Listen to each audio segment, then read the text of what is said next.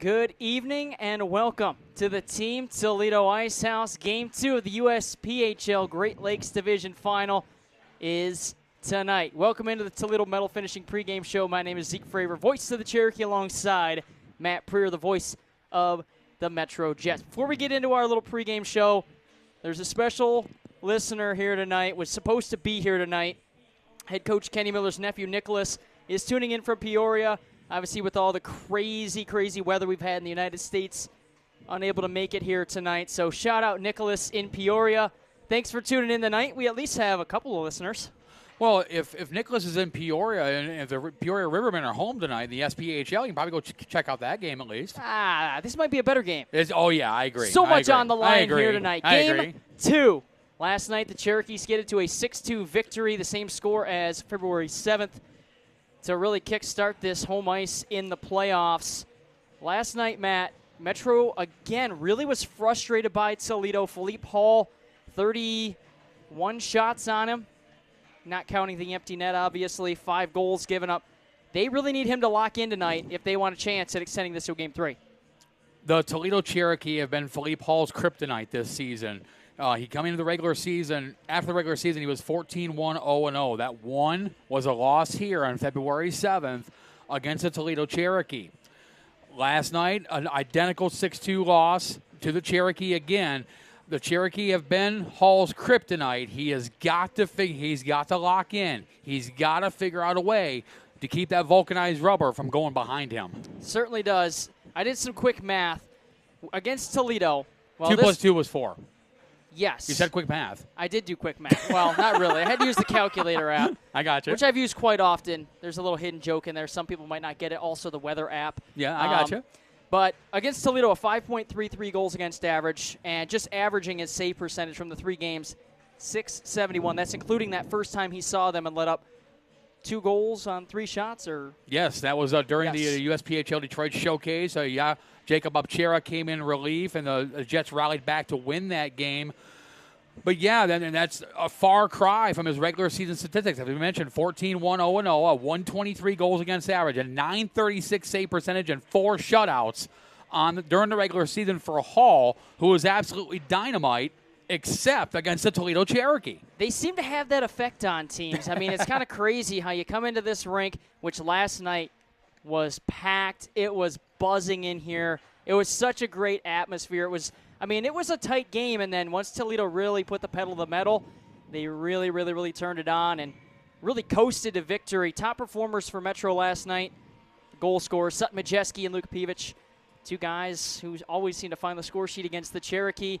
I mean, you mentioned it. Sutton Majeski needed to get going, got that power play goal to cut it to 2-1, and then Luka Pevic, that goal that, looked like it went off the post. It could have been the padding and You're not 100% sure, but that's the only 2 goals they got, and they need more from other places, and you kind of see it here. Lucas Larson out tonight, Joel Patterson out tonight, Evan Cote is in, trying to get a little big body, some skill.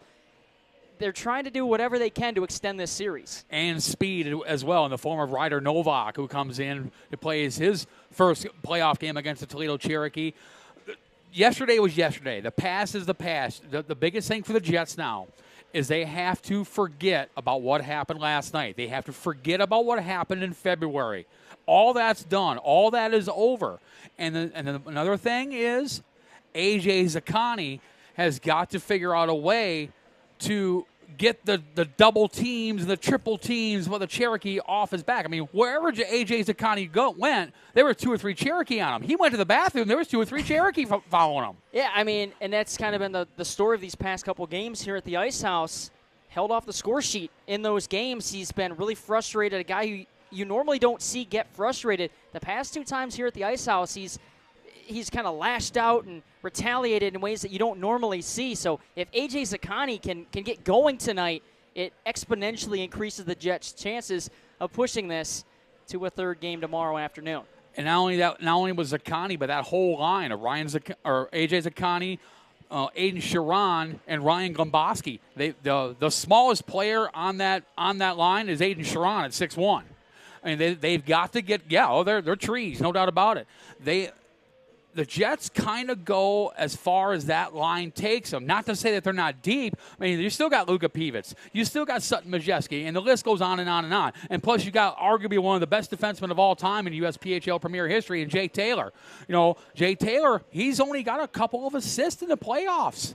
After leading the team in scoring in the regular season with 5 goals and 51 assists for 56 points, Luka Pivets did get the goal yesterday, but Pivets has got to step up too. The whole team has got to step up if they want to go to Wayne, New Jersey in a couple weeks. 11 days away from the start of USPHL Nationals. Once again, the Jets turning to Philippe Hall between the pipes. 2-1 record this postseason, 3.69 goals against average, and an .864 save percentage. Let's look at the other team. My team, the Toledo Cherokee, leading the series 1-0. Played very well last night. Speed and space. I mean, you saw that Charlie Nolette, his first goal last night. I mean, cutting through the slot, shooting the other way, beating Philippe Hall. I mean, Charlie Nolette stepped up in a big way last night, and it really kind of kick-started this Cherokee team.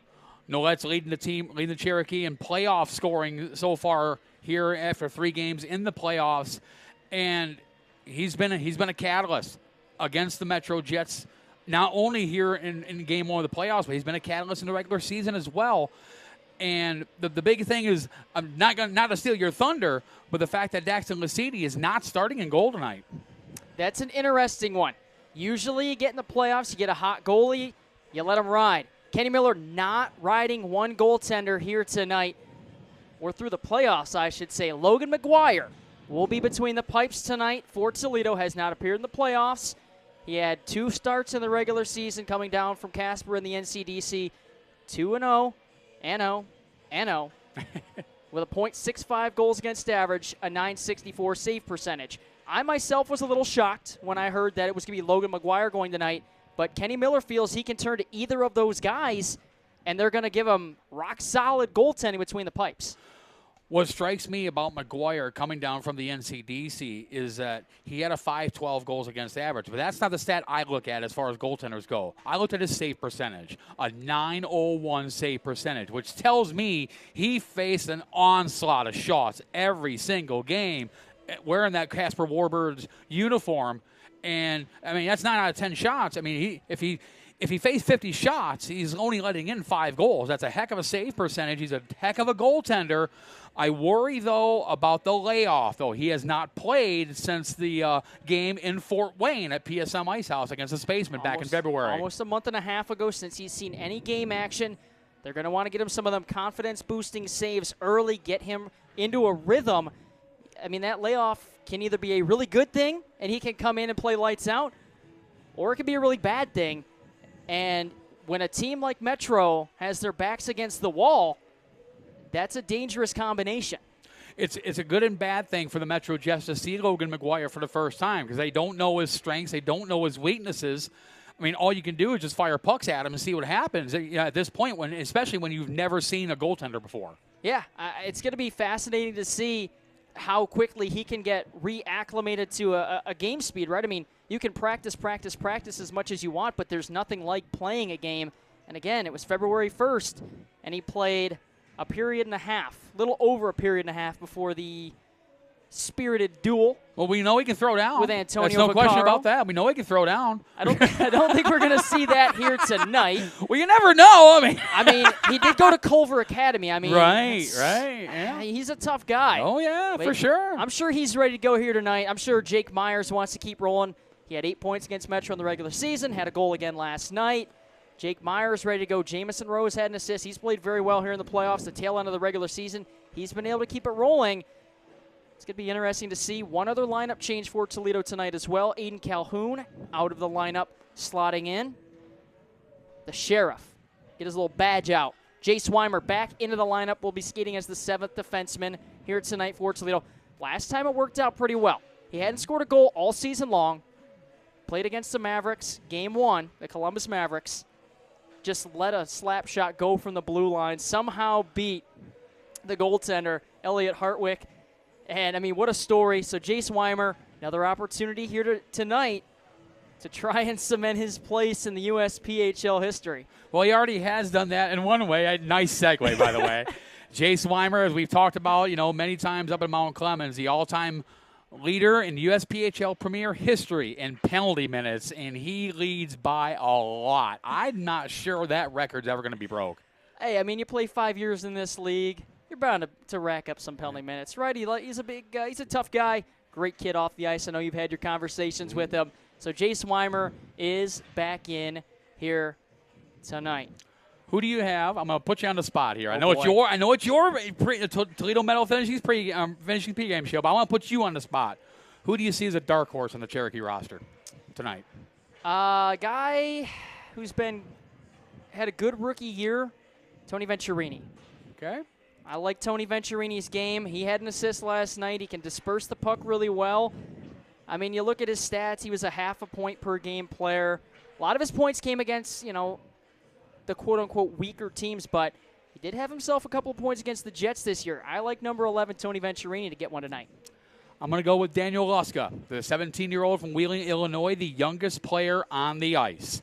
Is his second year already in the MetroJets hockey organization. Played last year on the MetroJets elite squad. Was the highest scoring defenseman.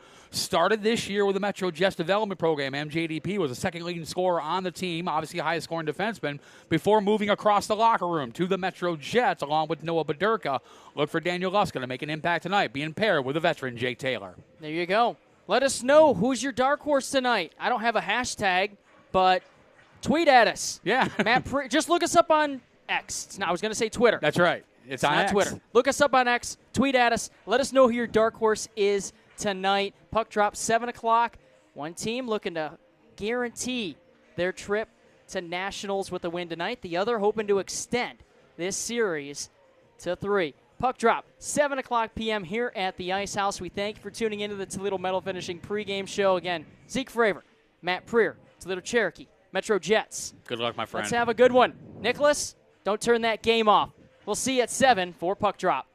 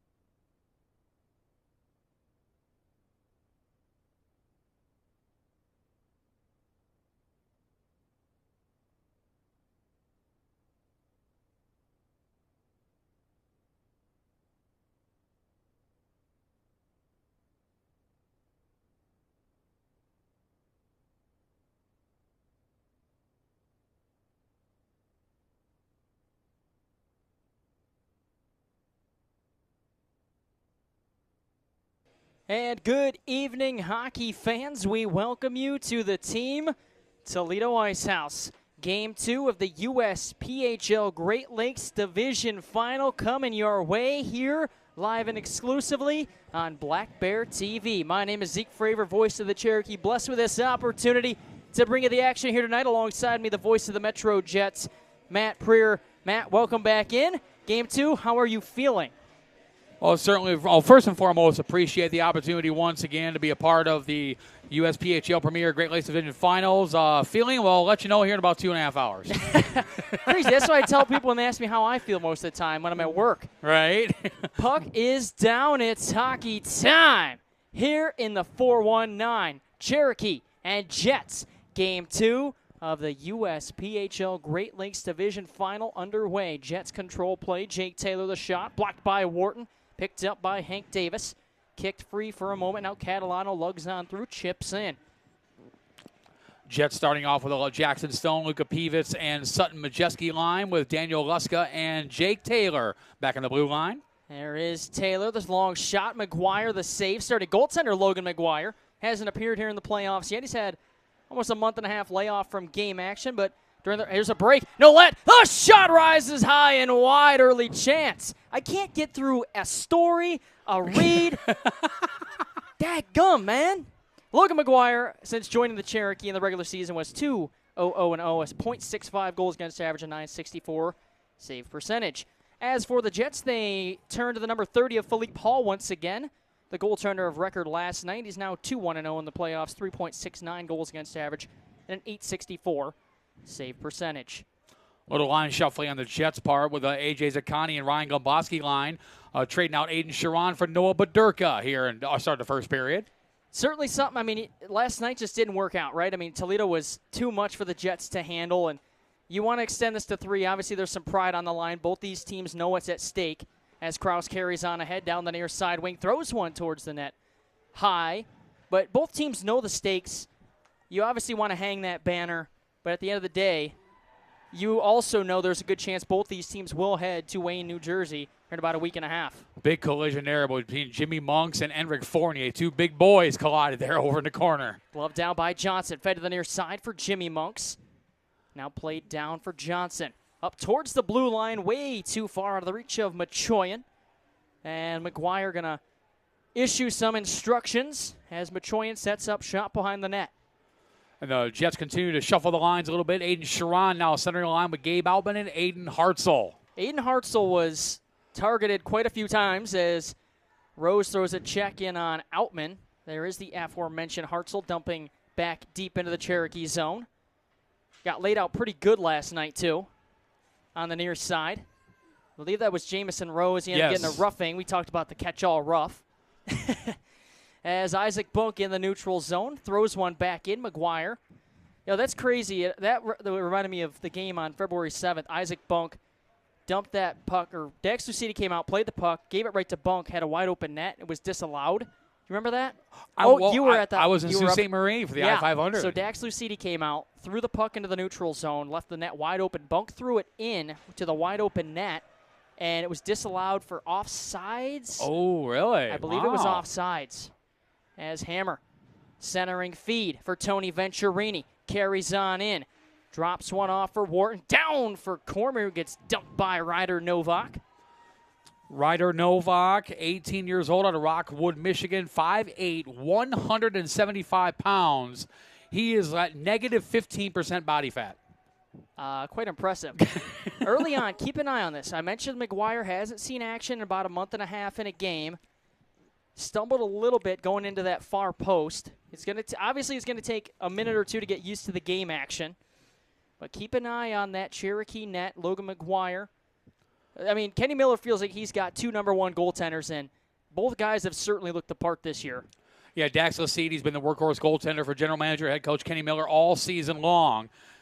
And as the Jets get their first look at Logan McGuire here, and it comes in the most important game of the year, game number 2, the 2026 USPHL Premier Great Lakes Division Finals. The series, Toledo leads 1-0. Last year, the same situation. The Cherokee led 1-0 and then lost the next 2 to the Jets, who went on to the national championships. Toledo trying not to repeat history, trying to write their own story here tonight. Enric Fournier, one of the two alternate captains with the Jets, along with A.J. Zaccani. Bobby Lease tried to feed down for Charlie Nolette as Cote flips up and out of play. We'll get a stoppage. 15:26 left in the first. Still scoreless here at the Ice House. Nothing. Evan Cote making his first appearance of the playoffs. He's been battling a nagging upper body injury and deemed well enough to go tonight. Ryder Novak also battling an upper body injury as well. He played one game against the Red River Spartans. It's his second career playoff game in USPHL Premier. Puck squirts out to Myers. The shot is blocked in front by Bunk. Played up to the point. McAllister walking, firing a shot in Hall at the top of his crease. Hangs on. Philippe Hall in 16 games played during the regular season, a 126 goals against average, 935 save percentage, 4 shutouts for the former Teleborg IF competitor in his native country of Sweden. The J20 program spent 3 seasons with the J20 program, started as a 16-year-old with the J20 program. Jace Weimer pinches in. He's back in the lineup for Toledo tonight, slotting in for Aiden Calhoun, who just wasn't feeling 100% today, as Nolette carries on in. Upended, loose puck. Bobby Lease picks up. Lease works in, fires a shot wide. That's the third missed net for Toledo in the first 5 minutes of play. Weimer on ahead. Myers posted along for Nolette. 2 goals in the 6-2 win last night for Toledo. As Hall under duress there. Bobby Lease with some pressure.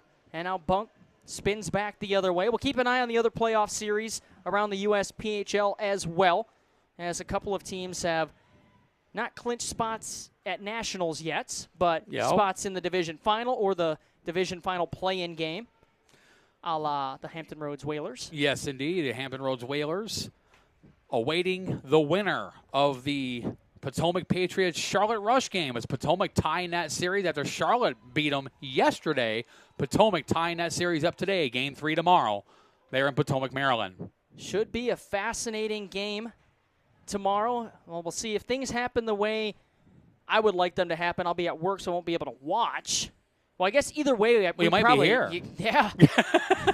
So either way, I might not be able to watch. Johnson on in, diving block on the far side. Beautiful play. Now picked up. Monks across. Rose the shot. Loose puck. Johnson couldn't get there. And another opportunity. And somehow Hall keeps it out. That's the Philippe Hall the MetroJets fans have been used to seeing all regular season long. Hall twisted up like a pretzel, had his back to the play, somehow made the save with the blocker turned backwards to try to fight it off. It hit the hand of the blocker. His stick was down, so the puck actually hit his hand, unprotected other than the leather that holds the stick. Ingersoll, wrist shot. Another missed net for Toledo. Hartzell stick lifted. Now played on ahead by Provencher. Sharon bodied up by Teague-Lucidi. Carried in by Hartzell. Gloves it back down. Hartzell still lumbering along. Far side corner. Hartzell centering feed. Kicked aside. Picked up Venturini 2-on-2. Venturini with Hammer. Venturini drop pass Hammer and offsides called against the Cherokee. 13-12 to go here in period number 1. Toledo out shooting the Jets 4-2 so far in the early going. This first period, much like yesterday's first period, very, very even back and forth. Take a look. I was watching that Red Bank Generals and Connecticut Junior Rangers series before I came out to the rink.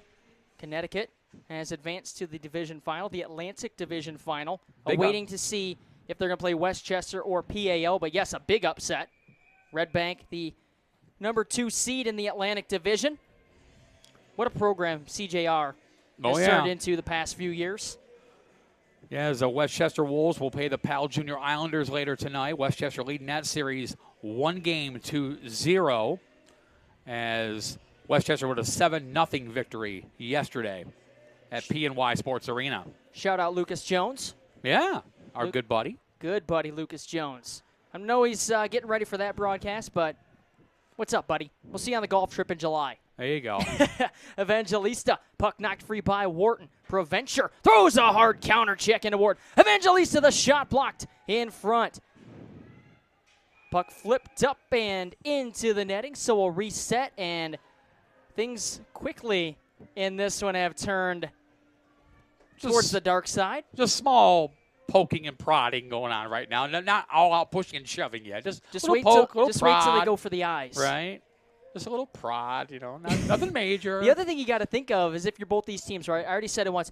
A very good chance, both of these teams, no guarantee, but a very good chance both of these teams will make the trip out to Wayne, New Jersey in about a week and a half. And we will explain that a little bit here later on the broadcast. The 10 divisional final winners in the playoffs plus 2 wild cards. And we will explain how all that works here later on in the broadcast. Oh, yeah. And I'll tell you right now, I looked into some of those Cratch rankings, the math in it.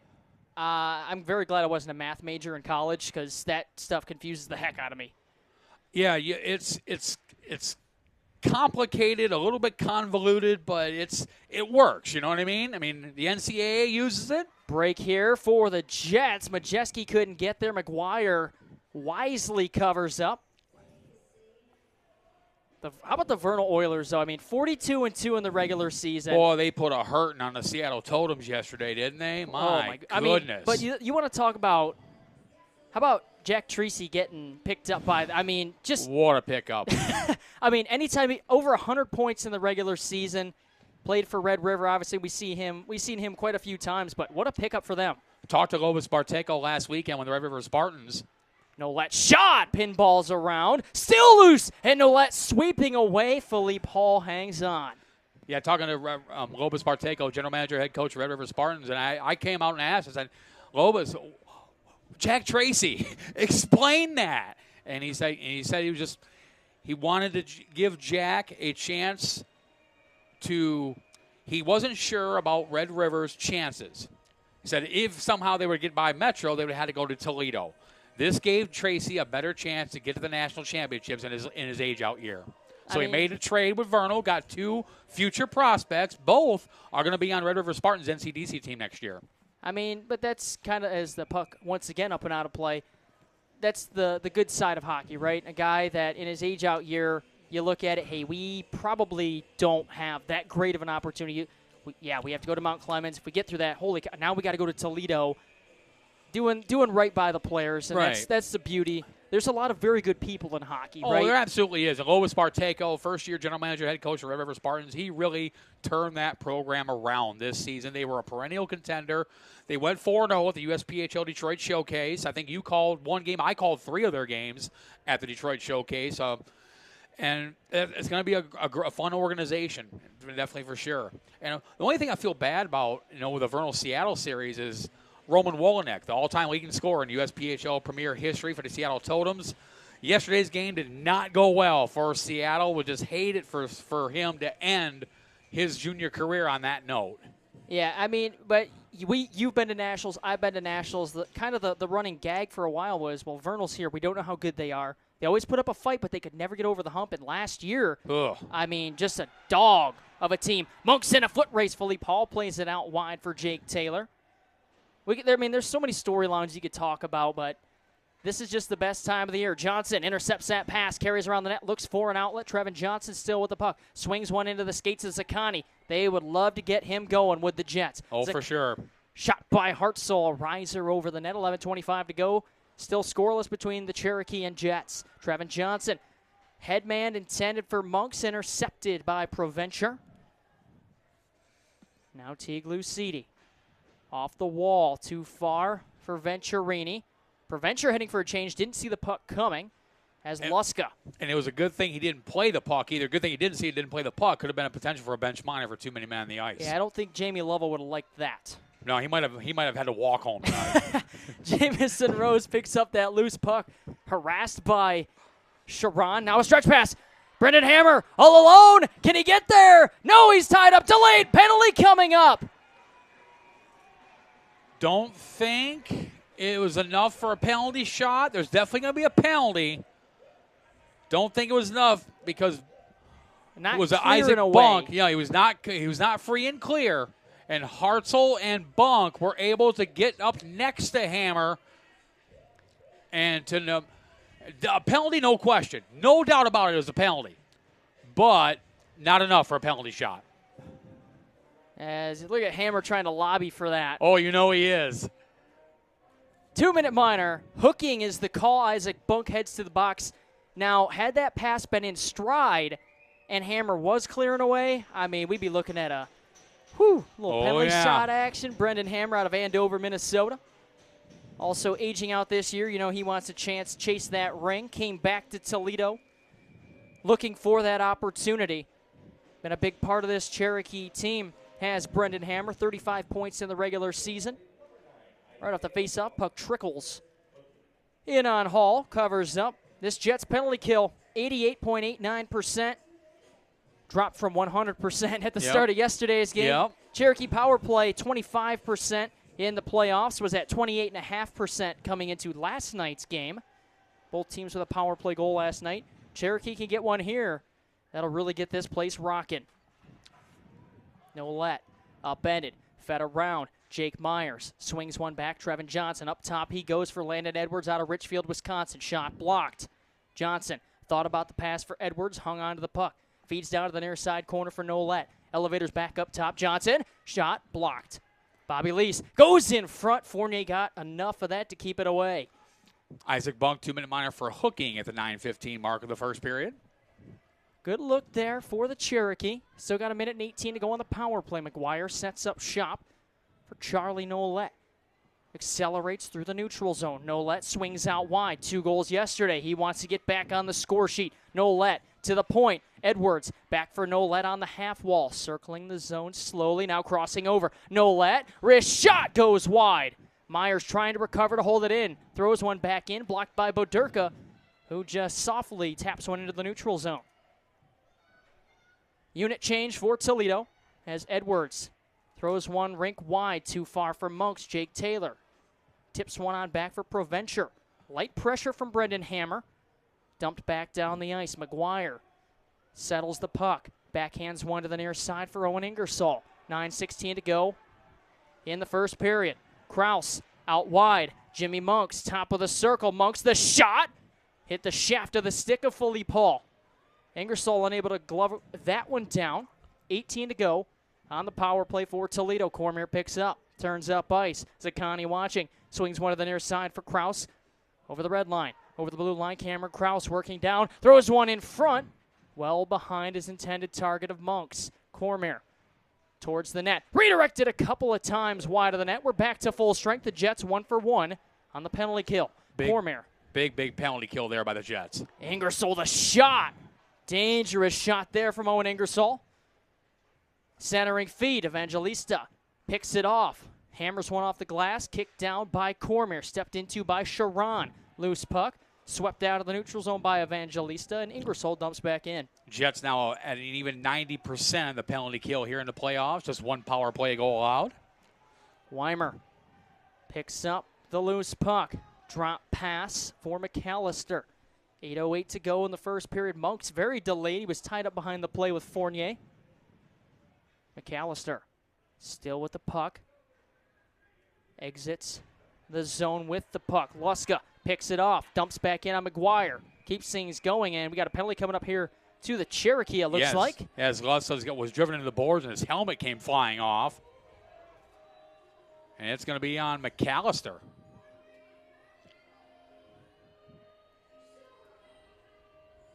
Two-minute minor for high sticking on Owen McAllister. Will put the MetroJets on the power play for the first time today. They're 4 for 9 in the playoffs and scored yesterday on the power play. They always talk about the first goal in these games. I don't remember the stat, but the team that scores first in these games wins the majority of these games. Stone, pass knocked away by Nathan Sparks. Peevich, pass into the skates of Sparks. Now ushers one to the near side for Stone. Back up top. Peevich, a drive, and a save made by McGuire. Carried around the net by Stone. Looking for anybody. Drop pass. Glomboski behind the net. Ryan Glomboski to the half wall. Peevich. Rink wide for Stone. A little too hot for him to handle. Stone watched by a couple of Cherokee and dumped out by Cormier. 3 fresh bodies. Peevich carries on in. Feigns the drop pass. Works down low. Stick lifted by Edwards. Peevich for Cote. stapled to the wall. Glomboski, minute and 8 to go on the power play for the Jets. Cote hit by Edwards. Loose puck. Glomboski overskates. Edwards. Look at this. Heavy on the puck right now with the Jets. Glomboski around. Throws one in front. And Catalano clears the zone. A lot of pressure there by the MetroJets on their first power play of the game. They had all the big bodies out there. They had 4 forwards, 1 defenseman on that line. That 1 defenseman was Jake Taylor. Watch out, Zaccani can fly, trying to split defenders, gets through and doesn't get the shot away. Zaccani is snake-bitten at the moment. Luska back across. Boderka, wrist shot. Partially blocked. Zaccani picks up far side corner. Up top he goes for Luska. 22 to go on the power play. Boderka for Zaccani. Battle in front of the net. Boderka throws on the brakes. Wrap around, no. 10 to go on the power play. Ushers one up top. Bodies down in front. Majeski the shot. McGuire the save. Rebound jumps right back to him, and he covers up. That was right off the knob of the goaltender stick of Logan McGuire. With 4 seconds left here in the power play. 5:56 to go here in the first period. No score here in Game 2. The 2026 USPHL Premier Great Lakes Division Finals. Both these teams weathering the storm. Early power plays. Still 4 to go on the McAllister penalty. Toledo not quite out of the woods, but there is light at the end of the tunnel. Coulter steps in for the Jets. Nolet for the Cherokee. Cormier fires one around. McAllister hops on the ice. Smart play. Bobby Lease not playing it along with McAllister.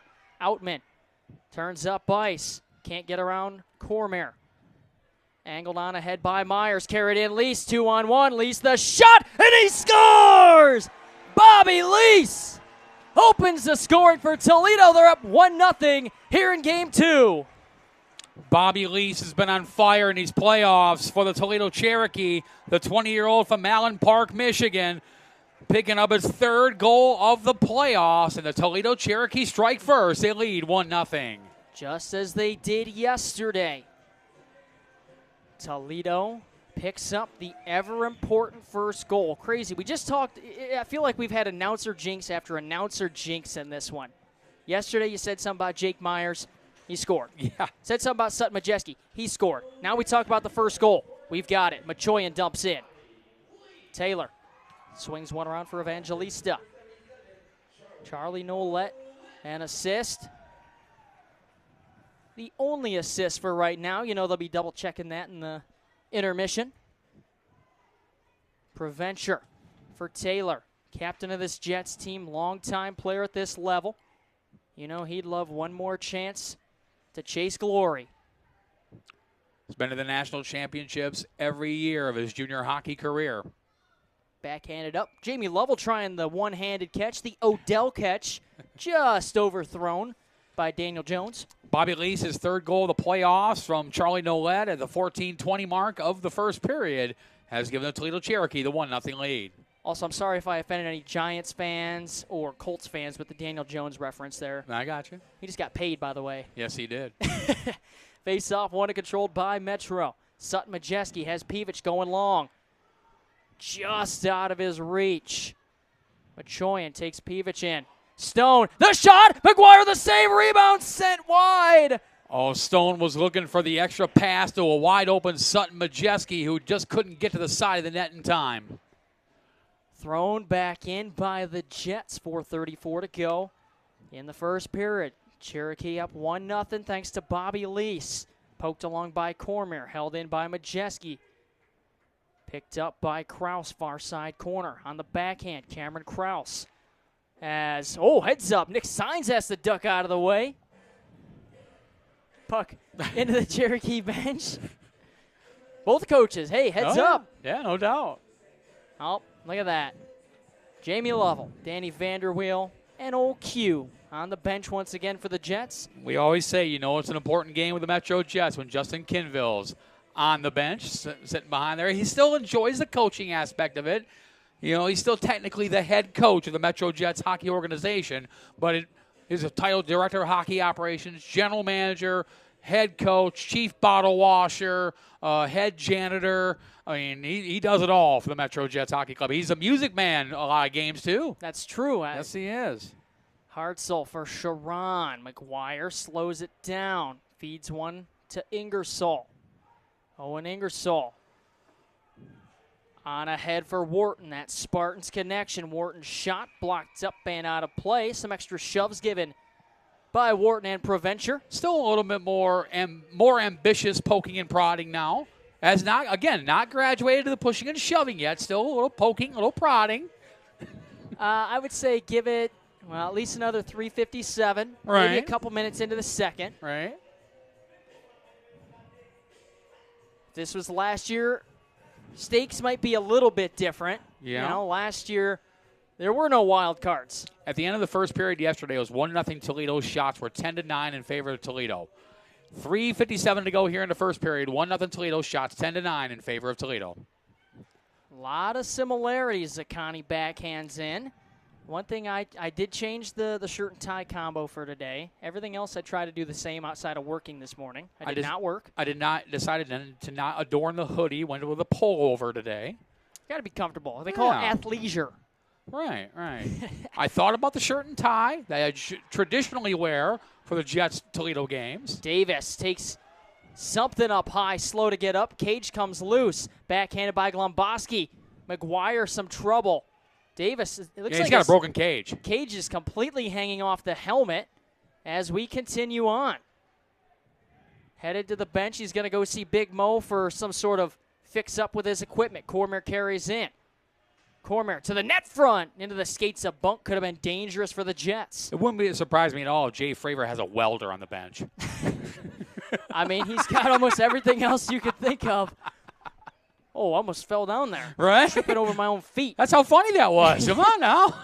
Well, I did hear Rose dumps on in.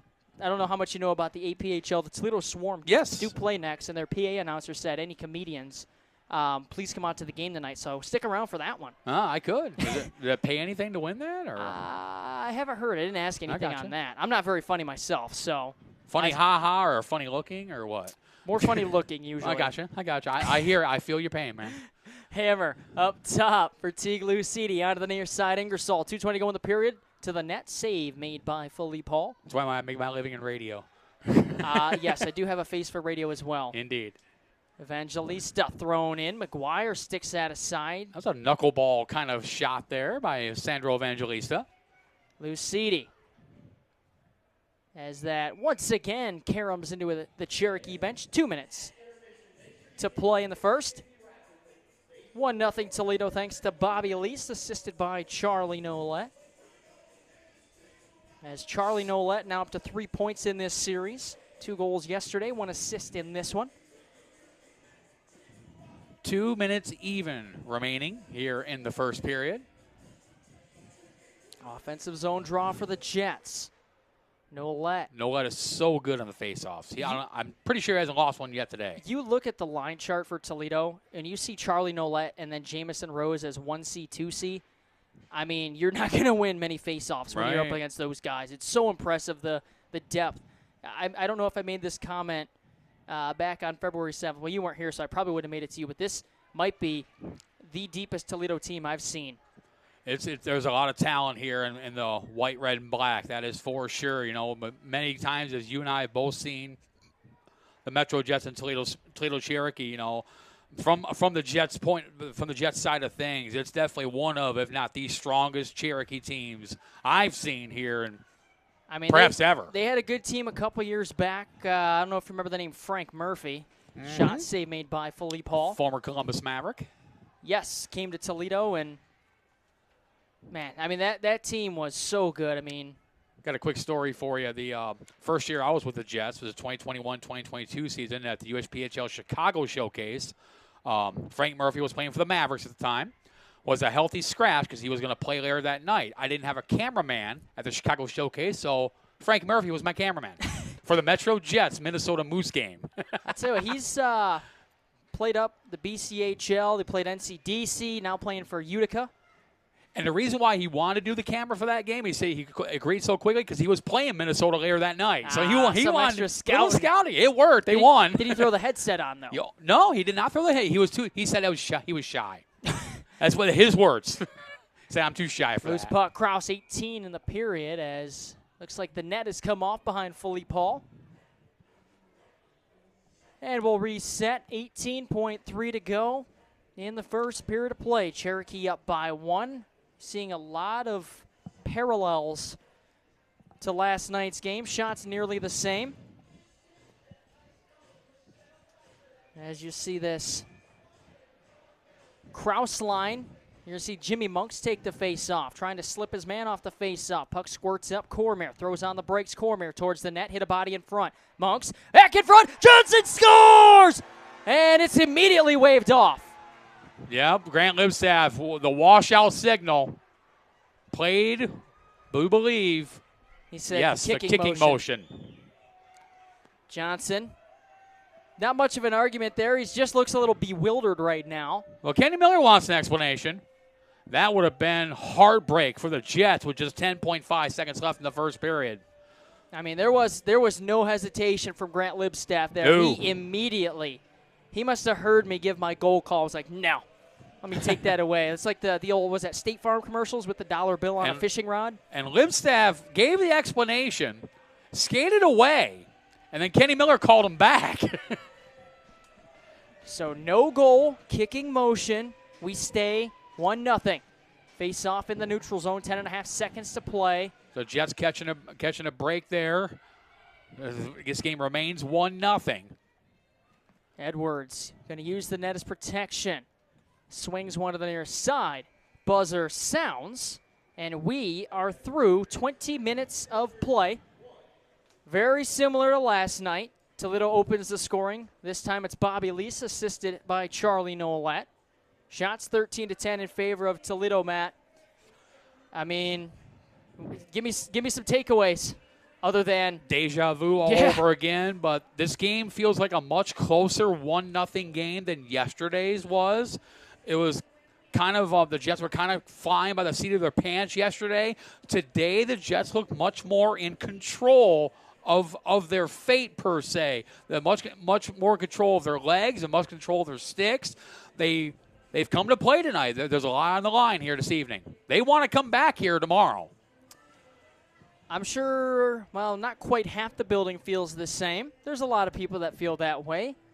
We got 40 minutes left of hockey to play, but first we've got the ice cut. We're going to step aside here from the Ice House. Your score at the end of 20 minutes of play, Cherokee 1, Jets 0. You're watching Cherokee Hockey live and exclusively on Black Bear TV.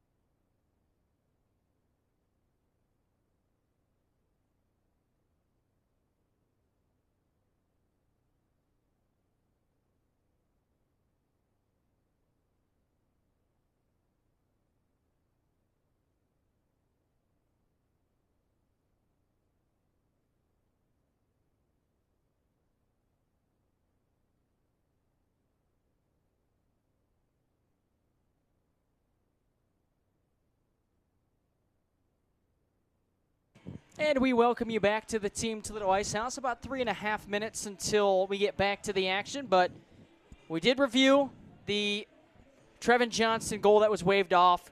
Just enough of a kicking motion to justify the wave off. Again, Grant Libstaff was right there, immediately called it off. Correct call was made. Grant Libstaff wearing the stripes tonight. You see him a lot as a linesman. You see him wearing the stripes every now and then. One of the best up-and-coming referees here in the Great Lakes area, Michigan, Ohio, Indiana, Pennsylvania, Illinois, what have you. Eagle Eye was right on the goal line, right there in correct position to make the call. And it was a good one. Certainly was. So 1-0 Toledo right now, but let's take a look at some of these other series around the USPHL. You mentioned the Westchester Wolves are currently up 2-0 on the Pal Junior Islanders. So if things hold there, the Atlantic Division Final will be confirmed. As of right now, the Connecticut Junior Rangers have punched their ticket to the Division Final. Other than that, the Coral Springs Junior Cats won 6-2 today over the Florida Junior Blades in Game 1. That's all in Tampa, right? Yep, all in Tampa. So. Fort Wayne, have you checked on the Fort Wayne game? End of one period of play, 0-0 tie between the Fort Wayne Spacemen and the Chicago T-Rex. Interesting. The T-Rex really put quite a scare into them Spacemen last night, who on the elite side of things shocked the USPHL. Yeah, shocking the USPHL Elite regular season champions, the Chicago Crush, a 3-1 victory by the Spacemen last night. Game 2 later tonight at Summit Ice Center in Lockport, Illinois. Take a look at the St. Lawrence Division. Hawkesbury and Universal Sherbrooke. I don't speak French, so please, if there's anybody that speaks French. You said it correctly, Universal Sherbrooke, because I had them last year. Sherbrooke won Game 1 5-3. Hawkesbury won 4-2 today, so Game 3 tomorrow at 3:45. And at the 17:05 and counting remaining in the second period, the St. Lazare Avalanche up 1-0 over the Montreal Blackvies. Interesting. Got some interesting. That series is tied, right? Yes. 1-1. This is Game 3. So the winner of that will advance to the St. Lawrence Division Final. And 4:05 and counting remaining in the first period, Florida Eels, Tampa Bay Juniors tied at 1. I'll tell you what, that Florida division can be prickly. The Florida Eels always tough. You could say, the Tampa Bay Juniors had a little bit of a down year this year. They always have them boys ready. Don't tell that to MetroJets. MetroJets lost to the Tampa Bay Juniors at the USPHL Tampa Showcase, a 1-0 count in that game. This one's the interesting one. Fresno and Ontario. A lot hinges on this one. Just hit the ice for warm-ups for that game. Fresno up 1-0 in the series, a 4-0 victory last night over the Ontario Junior Reign. Now we look at the power rankings for the USPHL. A lot of people, why? Toledo won the Great Lakes Division. Why are they number 6 in the USPHL power rankings? There's a mathematical formula that I looked up today that I can't make any sort of sense on. It's a fascinating thing. I made the comment, I'm glad I wasn't a math major in college. But the Vernal Oilers, obviously, the cream of the crop in the USPHL Premier. Number 1 in the power rankings. Fresno, number 2. Hampton Roads, 3. We'll keep an eye on that series. Obviously, Game 3 in the Southeast Division. Potomac and Charlotte is tomorrow at noon o'clock. Yep, the winner of that play will travel to Chilled Ponds Ice Sports Complex there in Virginia. I believe it's all actually at Pineville. Oh, is it really? I think it's all in Pineville. Oh, is it all in Pineville? You may be right on that. I know pretty the sure Southeast Division and the Florida Division do that a little differently. I do kind of like it, though. Yeah, it's at Pineville Ice House. So, Hampton Roads. Home of the Charlotte Rush. Certainly. They got beat today, but they won Game 1. So Game 3 tomorrow afternoon. Now, this is where things get interesting as the puck is back down for Period 2. The Henderson Force were number 4 in the USPHL Power Rankings. Were knocked out. They were upset by the Ontario Junior Reign in dramatic fashion, too. Game 3 overtime goal by the Ontario Junior Reign. So Henderson is out. Dunzo, which opens up the door for the loser of this series to make it to nationals. Hard shot from Davis. But we were talking about it. You don't want to backdoor your way in. That really, it's cool. Yeah, you get to go to nationals, but it also sucks at the same time that. Well, you want to get there, number 1. Majeski on a clean break there, save made by McGuire. Yeah, once you get there, anything can happen, right? And for the Jets, it's important as well, history-wise. Right now, the Jets sit tied with the Charlotte Rush for all-time consecutive appearances at the USPHL Nationals with 7 straight appearances at the national championships. Should the Jets move on and should the Charlotte Rush win Game 3, go to and play Hampton Roads and beat Hampton Roads, both would hit 8 consecutive years. Charlotte's streak was snapped last year. We got a team here at the Ice House. Haven't been to Nationals in a couple of years. Since the first year the USPHL National Championships were held in Utica as icing is called against the Cherokee. The Cherokee made a run to the semifinals, lost to the Charlotte Rush. That was that Frank Murphy team that was so good, but they played so much hockey, they got tired. They ran into a hot goaltender in Charlotte. Have not been back to the national championship since. So a very good chance for Toledo to be back for the first time in 3 years. And we'll have to look in the history books to see if it would, you would know this maybe, would it be Toledo Cherokee's first ever appearance at the Ice Vault in Wayne, New Jersey? Penalty coming to the Jets.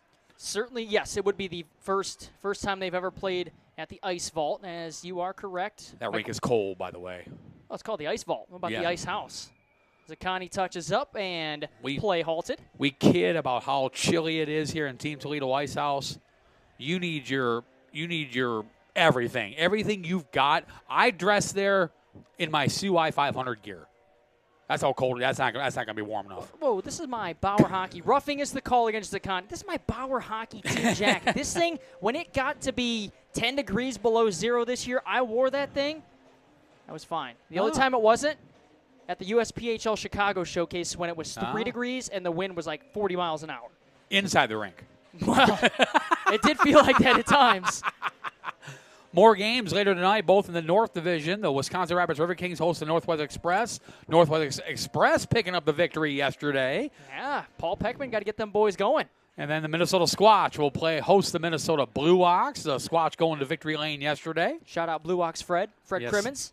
And then, of course, the Vernal Oilers looking to put away the Seattle Totems later tonight. Myers, the shot blocked in front.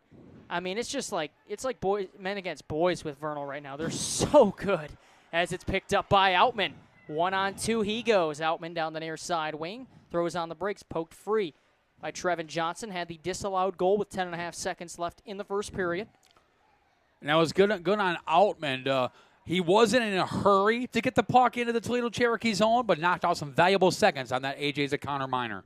1:19 to go on the power play for the Cherokee. 0 for 1 this evening. Johnson swings one out wide for Landon Edwards. Dumps down and around. Lease leaves it for Nolet. Nobody there. He thought he had Edwards, so Edwards back to corral it in his own defensive zone.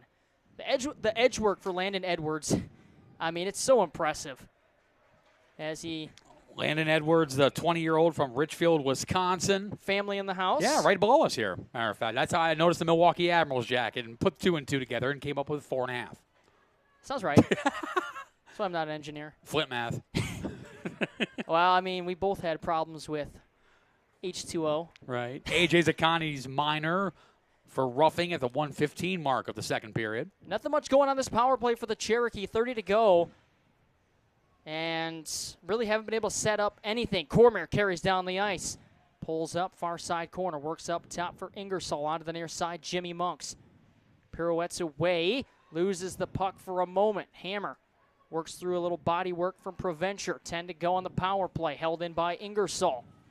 Owen Ingersoll to the near side. Kraus backhands one down. Provencher going to pick up his loose stick. And Zaccani returns to the ice. We're back to full strength. Cormier towards the net. Blocker to side by Philippe Hall. Jake Taylor sweeps one to the corner. Penalty coming up here to Toledo. Toledo. Provencher and Hammer still swiping at each other. And Provencher talking a little bit. We have graduated from poking and prying to pushing and shoving now. What did I say? The last 3:45 of the first period, and then give it about 5 into the second. Yeah. We were 3.5 minutes into the second, so I overestimated a little bit. Hammer heads off. MetroJets go back in the power play. This is just what the doctor ordered for the Jets. They can tie things up here. The parallels to last night can be put to rest. They didn't score until Toledo had scored 2 last night. They're going to send out Glomboski and Stone and Zaccani and Pivich and Luska Toledo counters. How much confidence does head coach Jamie Lovell have in young 17-year-old Daniel Luska, quarterback in this power play? On for Peevich, back for Luska. Sparks pressures. Luska for Stone towards the net. Pinballs around. Peevich back down for Glomboski, pressured by Ingersoll. Lucidi and Sparks and Wharton also killing for Toledo. As Sparks, that's baseball, baby, knocks it out of the zone. Wharton carries down the wing and quickly met by Peevich. Now Zaccani. Faster than a speeding jet. Pulls around and can't get completely around Lucidi. Philippe Hall sets things up for young Daniel Luska. Head up, scans, stretch pass. Redirected in by Zaccani. Logan McGuire fires one around. Got to hustle to get back to the net. Peevich up top for Luska. Walks the blue line. Return feed for Peevich. 1:08 to go on the power play. Back for Luska. Drops one down. Stone in front. Zaccani misses the net. That's just kind of been the series for him. Just unable to really cash in and get things going. If A.J. Zaccani can finally break this snide, the Cherokee could be in a lot of trouble. And that puck went up. Did that hit Jamie Lovell? It looks like it might. I saw Q bail. Yes. And Lovell looks a little like it may have grazed him. Yeah. Hey, he's tough. He's a hockey player. Oh, yeah. He eats pucks for breakfast. Stronger teeth than I do. Right. 53 to go on the power play for the Jets. Face off one. Majeski drop pass. Taylor walks in. Hands off for Bodirka to the net. Save made by McGuire. Carried around the net. Bodirka for Majeski. Up top again. Taylor. Look at that little head fake. Got Sparks to bite. Cote for Bodirka. And Taylor walks in. Fires a shot. Karams wide. Majeski near side. Up top Taylor. 26 to go on the power play. Bodirka walks in, fires a shot, hit Cote, picks back up, finds Majeski, and now Taylor across Bodirka with a shot pass, and couldn't connect with Cote, who was wide open. Taylor back down. Cote blocked aside by Cormier. Up top Taylor, 7 to go on the power play. On for Bodirka. Back up top Taylor. Pulls back. Hands off Bodirka. We're back to full strength. Taylor walks in. On for Majeski. Sailed it. And this sets up Jimmy Monks. Back the other way. Taylor on the back check. Monks with a shot save made by Philippe Hall. And we go. Jake Taylor got back there in a hurry to push Monks to the outside. Didn't get the shot that he wanted on that breakaway. And another penalty coming to the Jets. Ryder Novak was in the vicinity of Trevin Johnson, upended him, and Novak heads to the box. 2 minutes. I do for love tripping. the Law and Order music. I'm waiting for Innocent Man by Billy Joel next. We get that every so often. Cherokee 0 for 2 on the power play tonight, as are the Jets. Penalty kills have come up clutch. Jets have had the majority of the chances on the power play. Toledo trying to answer. Cormier down. Now Monks from Ingersoll. Jimmy Monks up top. Ingersoll to the near side. Nobody there. And poked free by Evangelista. Sandro Evangelista, Owen Coulter, quarterback in this first penalty killing unit for the MetroJets with Enric Fournier and Jake Blum on the blue line. Pass nearly picked off by Evangelista. Monks off the mark for Cormier, and Ingersoll has to retreat once again. 30 seconds gone by. Toledo they're passing just a little bit off on this power play right now. Dumped back in by Krause, a bouncer in on Hall. Gets a little snow shower. And Fournier knocks the stick out of Jimmy Monk's hand. And then Blum gave him a little ride into the corner. Fournier is swearing at him in French. I don't know. And it's Quebec French, too, so that's rough. Yeah. That's a touchy subject. Quebec French and France French are very different. You ask any Quebecian, ask anyone from the country of France. The French dialect is very different between the two, and you wouldn't think so. French is French, man. It is, but Quebecian French is a little bit different. No let. An assist in this one. Finds Edwards with a pass on for Johnson. Back up top, Edwards. No, let one-timer. Big rebound. Puck still loose. Played along. Johnson pinching in. Gets around Bunk, who dove for it. Finds Myers. The shot save made by Philippe Hall. Zaccani stapled to the wall by Johnson. Edwards walks in. Drops back off Johnson. Pulls, fires. Shot blocked. Zaccani dropped to a knee. On for Edwards, 44 on the power play. Now back Johnson, and the puck pinballs around again. Stone, he's got Zaccani wide open, and it's knocked aside by Edwards. Beautiful play. Yeah, we both said it. Beautiful play by Landon Edwards. Edwards across for Nolet. I mean, that was one of those Zaccani, he's like way gone if he gets that pass. Oh, man. I mean, he would have put a zone between him and the closest Toledo Cherokee competitor. Nolet shot misses the net. Lease in front, paddled aside by Philippe Hall, and Fleming, haven't mentioned his name tonight. Smart play by Tyler Fleming, just shovel it to his goaltender, get a stoppage of play, get a breather. Things still interesting here at the Ice House. Shots 6-2 in favor of the Cherokee, though the Jets have had the more time of possession in the Cherokee defensive zone. 12:20 left, second period of play. Cherokee up 1-0. Still got 13 seconds left on the man advantage. You got to start capitalizing on these opportunities if you're both teams. Of course, if this is any indication, there could be a few more throughout the rest of this game. For sure. Cormier lost the puck near side corner. 5 go on the power play. Nice work by Provencher holding the puck to the wall. Nolet walks in, fires, hold the save. Myers and Lease were just waiting for that rebound. And Philippe Hall, we mentioned it in the Toledo Metal Finishing pregame show, he needed to be locked in. He needed to figure out a way to shake the cobwebs of playing here at the Ice House out, and up to this point, he has. He changed capes. You know, the kryptonite that he was facing with the Toledo Cherokee, the first couple of appearances, he swapped capes out, if you will, and now he's looking good so far. The goal scored by Bobby Lease, Connor Hellebuck couldn't have stopped. Majeski back to full strength, glove down by Cormier. Cormier carries on ahead, chops one in. Provencher picks it off, tries to feed on ahead, connects with Pivich, carries in. Shot, bounces wide. Edwards got a piece of that. Majeski for Pivich, and Edwards trying to juggle it with the stick. Sparks coughs it up. Majeski tight angle shot. Sticked aside. Majeski is well known for those off-angle shots that somehow found the back of the net. Provencher to the net, glove down by McGuire as Jake Taylor, the screen in front of Logan McGuire. Interesting to note about Jake Taylor, for those that don't know, when Jake Taylor came to the MetroJets hockey organization, he was a forward. And Jamie Lovell and Justin Kinville decided, let's try it. He played a couple games as a forward. Let's try him out on the old Metro Hockey Club, if you remember that. I do. When the Worcester Oilers were disbanded in the early going of the 22-23 season.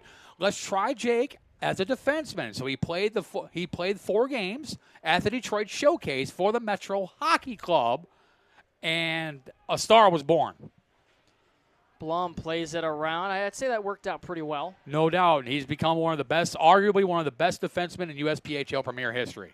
Outman backhands in. McGuire back to slow the puck down. Feigns the forehand and backhands it around. On ahead for Catalano. Catalano into the skates of linesman Brandon Batens and backhanded in by Hank Davis. Totally off subject. You guys have great coffee here at Team Toledo Ice House. Yeah, it's pretty solid stuff. Klomboski redirects in. Thank you, Kathy Peacock, by the way. Sharon for Outman misses the net. Centered. Intercepted by Johnson. He's got Monks with him. 2-on-2. Johnson. Shot through traffic. Luska keeps that aside. Glomboski for Fleming. And now for Outman. Outman down the near side wall. Throws on the brakes. Passes across. Couldn't connect with Fleming. And Kraus coughs up the puck. Stone drops one back for Fleming. Plays it right back in. Delayed offsides. Machoyan backhands one down the ice. Glove down by Monks, and a nice recovery by Stone. Puck just lobbed onto the near side. Collision at center ice. between Cote. Was that Johnson or Monks he collided with? I'll take Monks. Penalty coming up here to the Jets. On Jackson Stone. As Nolet circles around and Glomboski touches up. And for the 4th time today, the MetroJets will head to the box. They'll go on the penalty kill. They're 3 for 3. A 2-minute mine for tripping on Jackson Stone. Trying to get back up as close to 100% as possible, maybe to 99.99. Well, of course, that may give Jamie Lovell some he may need your heart pills if they have to get up to 99.99%. Oh, thanks for reminding me. Look at that. Thank you. Call me a doctor. Right. Dr. Fravor.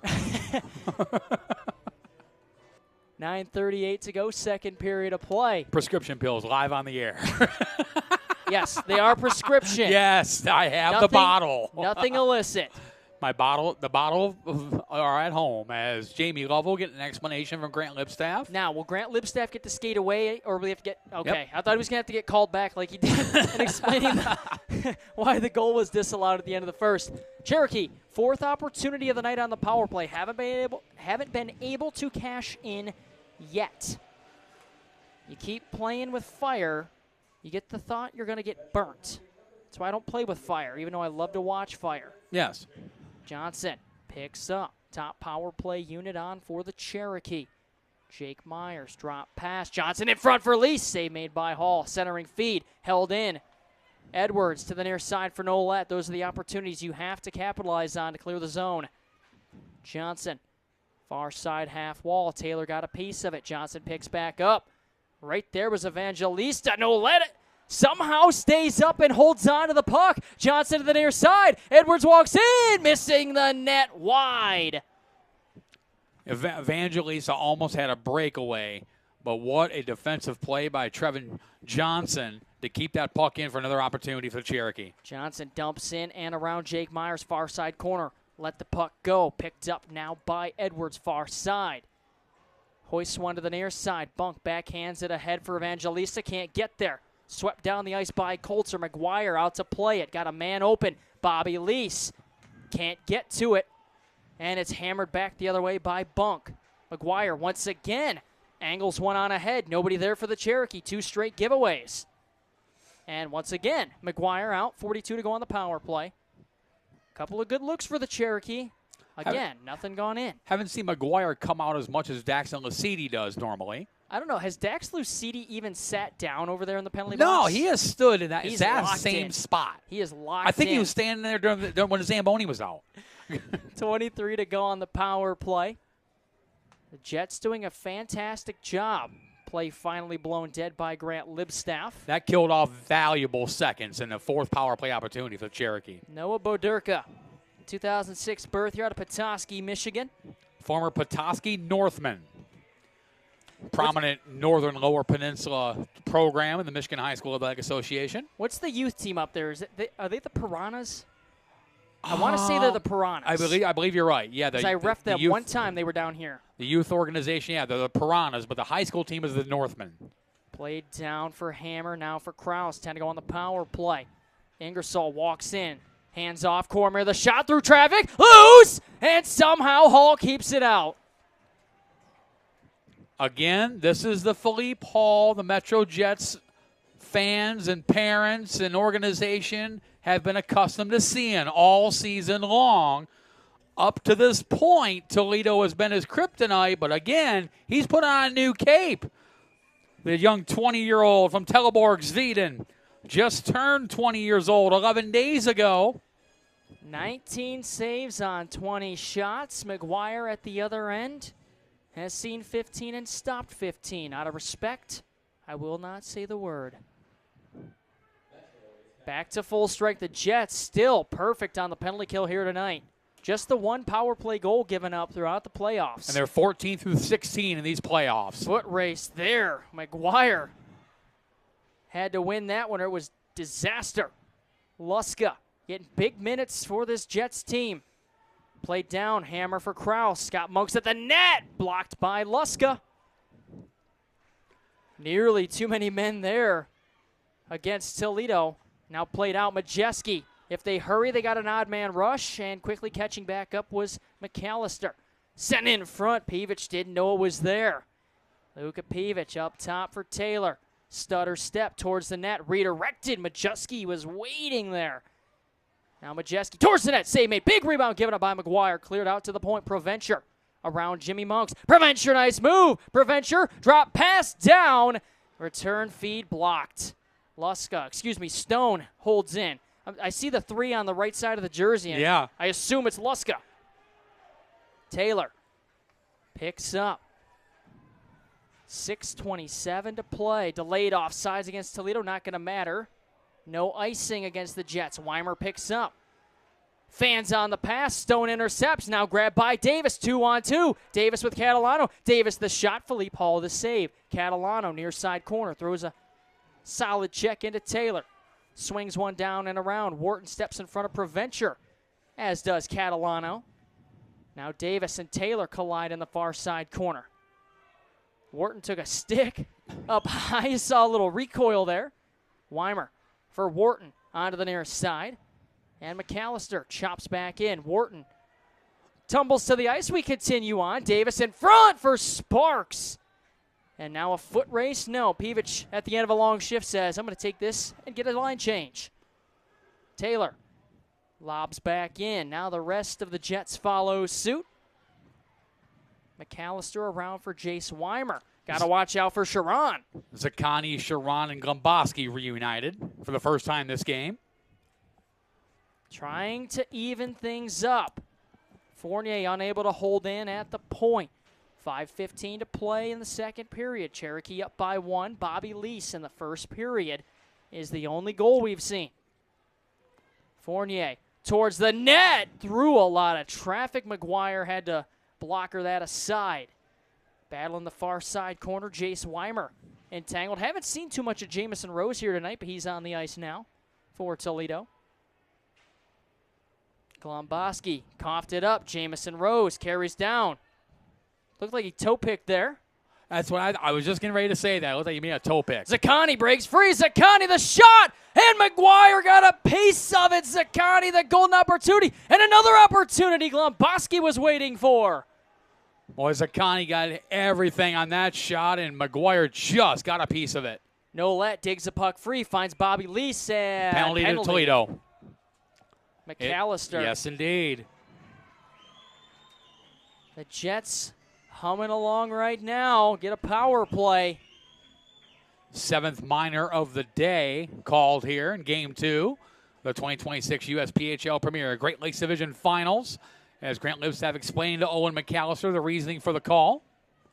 McAllister did not agree with it, but Grant Lipstaff's judge, jury, and executioner in this case. I didn't quite see what that call was, but I did notice behind the net he was giving some of them little cross-checks to the small of the back to Glomboski. And Lipstaff may have seen that and decided that was one more than needed. Well, you and I know. You see that, you say, hey, that's enough, no more. And then they go one more, and then you're like, I told you no more. Right. Power play opportunity here for the Jets, trying to even things up. The Cherokee got to lock things down, batten down the hatches, so to speak. Boderka, elevator to Luska towards the net. McGuire. They hit a piece of something in front of McGuire. He was there for it. It was redirected wide. Cote near side corner. Ushers up top for Luska. Back to the near side dot. Boderka back for Luska. Head fake. Luska to the net. Blocked by Cormier. Pokes it away from Boderka. Cormier carries on ahead. Cormier got one man to beat. It's Majewski. A slap shot, and it looked like it got the blocker of Philippe Hall. Wraparound opportunity, and Cormier is stuffed by Philippe Hall. Short-handed opportunity there by the Toledo Cherokee. We talked about it yesterday. He's a guy you always got to watch out for. He's got pretty good speed, too, does Jay Cormier. Shots 11-7 in favor of Toledo here in the second period. Nothing gone behind these goaltenders in this period. Both teams ample opportunity to do so. But the goaltenders standing strong. 3.5 to play here in the second period. 1-0 Toledo. Pitched back in by Ingersoll.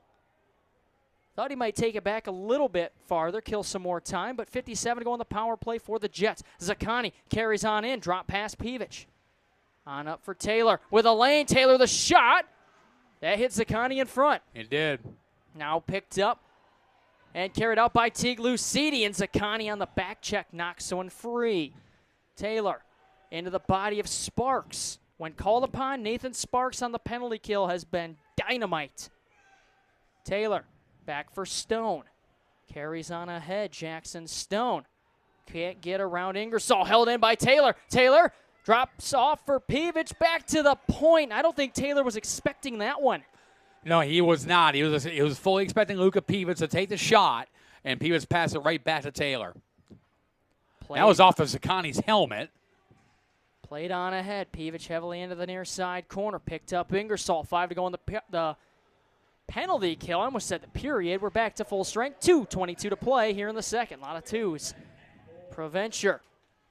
All 7 minor penalties have been successfully killed by both clubs. 4 for 4 for the Jets, and now the Toledo Cherokee 3 for 3. 2-on-1 here. Novak for Coulter, and he drop-kicked it ahead.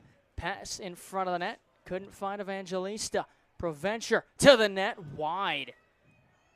Blum dumps back in. Evangelista can't get there. Teague Lucidi has it taken away. Novak, far side corner. Bouncing pass, hopped up right at the blue line. Over the stick of Provencher. As Monks and Hall now, delayed decision there from Philippe Hall to play that puck. Yeah, there's a little miscommunication between Hall and Provencher. Edwards throws on the brakes, fires a pass down for Monks, onto the near side for Cormier. Got a piece of it, has to peel back. Cormier harassed by Evangelista. And Provencher, 1:25 to go in the period. Evangelista accelerates, feeds on ahead for Novak. Cameron Krause picks the puck up, finds Edwards with a pass. Hoists one to the near side. Provencher softly into the Cherokee zone. Krause got caught flat-footed. Majeski, far side corner, has to find it. Majeski in front. McGuire got a piece of that with the pad. Edwards for Johnson. Under a minute to play here in the second. Monks on ahead. A little more fleet of foot than Enric Fournier. Fournier's a big lumbering defenseman, isn't he? 6'2", 190 pounds. You certainly saw it there. Weimer, shot, hit a body in front. Goes wide. Myers jams one down, picked up Fleming. Now Myers throws one back down and around. Lease on the near side. 33 to go in the period. Bobby Lease, near side corner, taken away by Enric Fournier. On ahead. Grabbed in the neutral zone by Machoyan. Left it for Nolette. Wisely pulls away. You saw Lease was still in the zone. 20 to play in the period. Pass to the near side for Bobby Lease. Poked free. A.J. Zaccani. Ice quickly taken away by Nolette. Weimer smartly into the neutral zone. Lease on a cross for Machoyan. 7 to go in the period. Lobs one down the ice as Nolette picks up 3 and 2 to go. Loose puck in the Cherokee zone as the buzzer sounds. We're through 40 minutes of play. No scoring in that second 20 minutes, Matt Preer. That was a back-and-forth affair. A lot. We talked about the intensity in this building. We talked about the intensity on the ice yesterday. It has ramped up 100-fold. Here in game number 2, that was a very well-played defensive game by both clubs in that second period. Well, we're going to find out if Toledo wants to go to Nationals more or if Metro wants to come back tomorrow in the third period of play. We're through 40 minutes of action. Score is the same as the end of the first 20. Cherokee 1, Jets 0. You're watching Cherokee Hockey live and exclusively on Black Bear TV.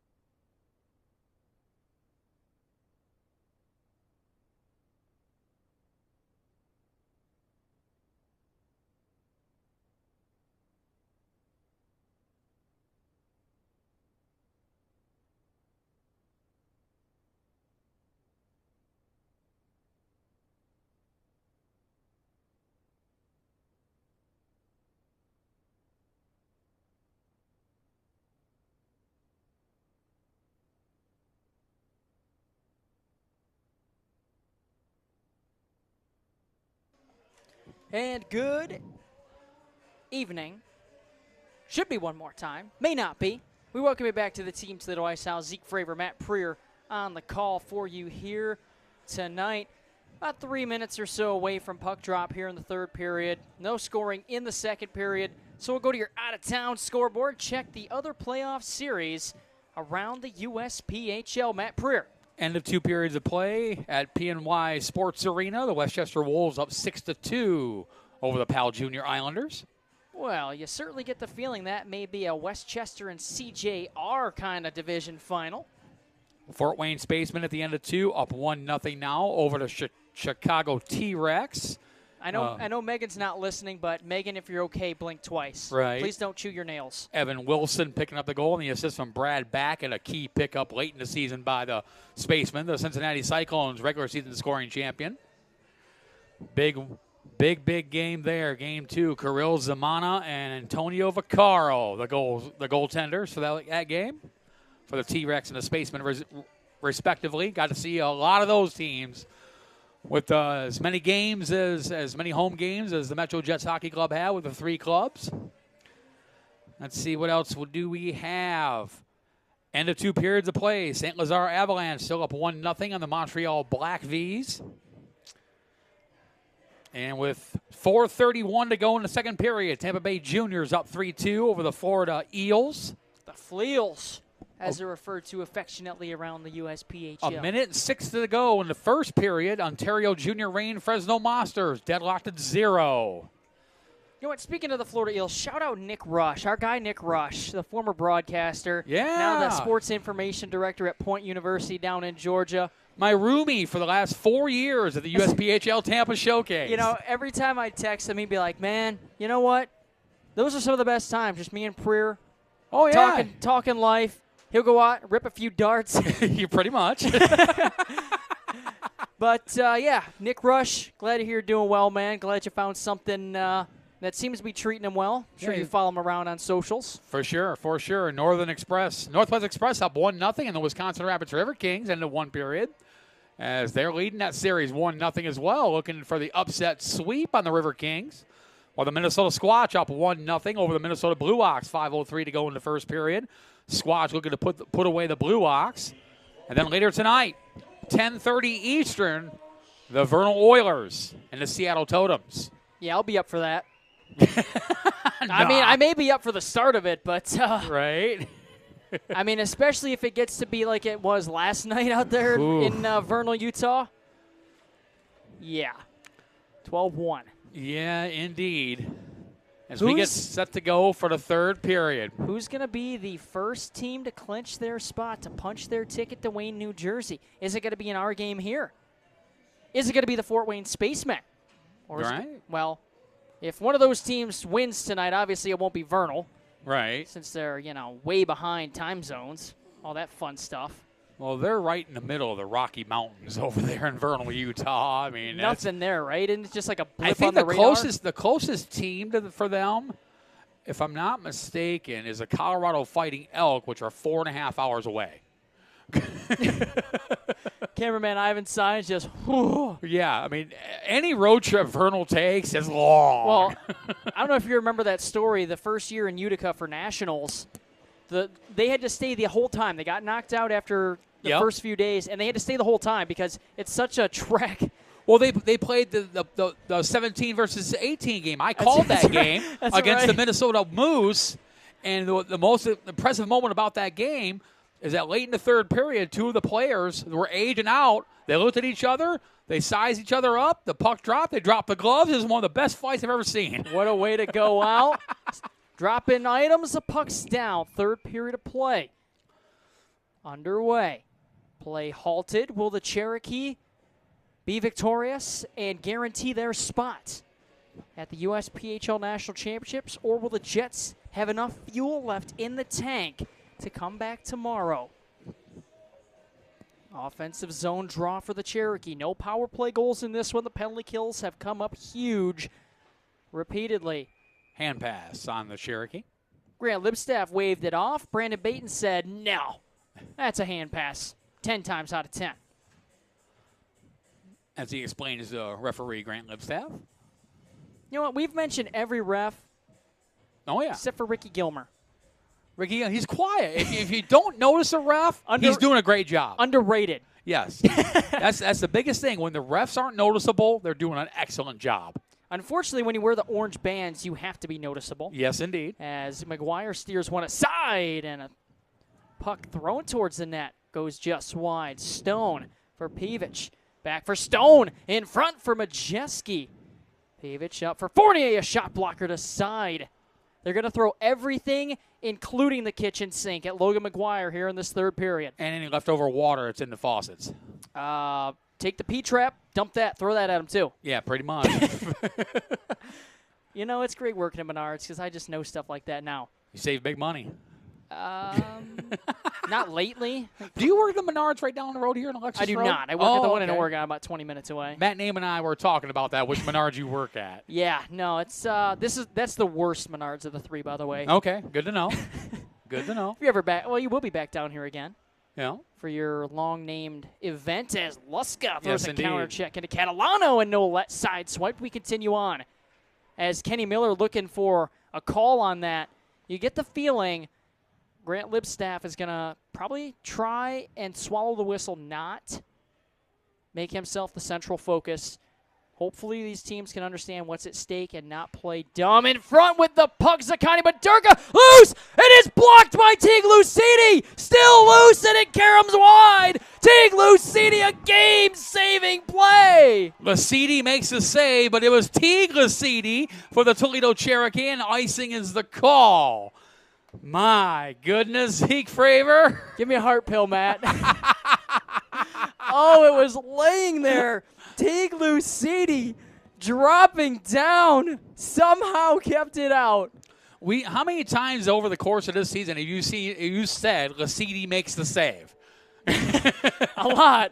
This time it's a different Lucidi. Right. And Daxton Lucidi is actually sitting down now for the first time in this game. I'm sure his heart rate jumped quite a bit there, too.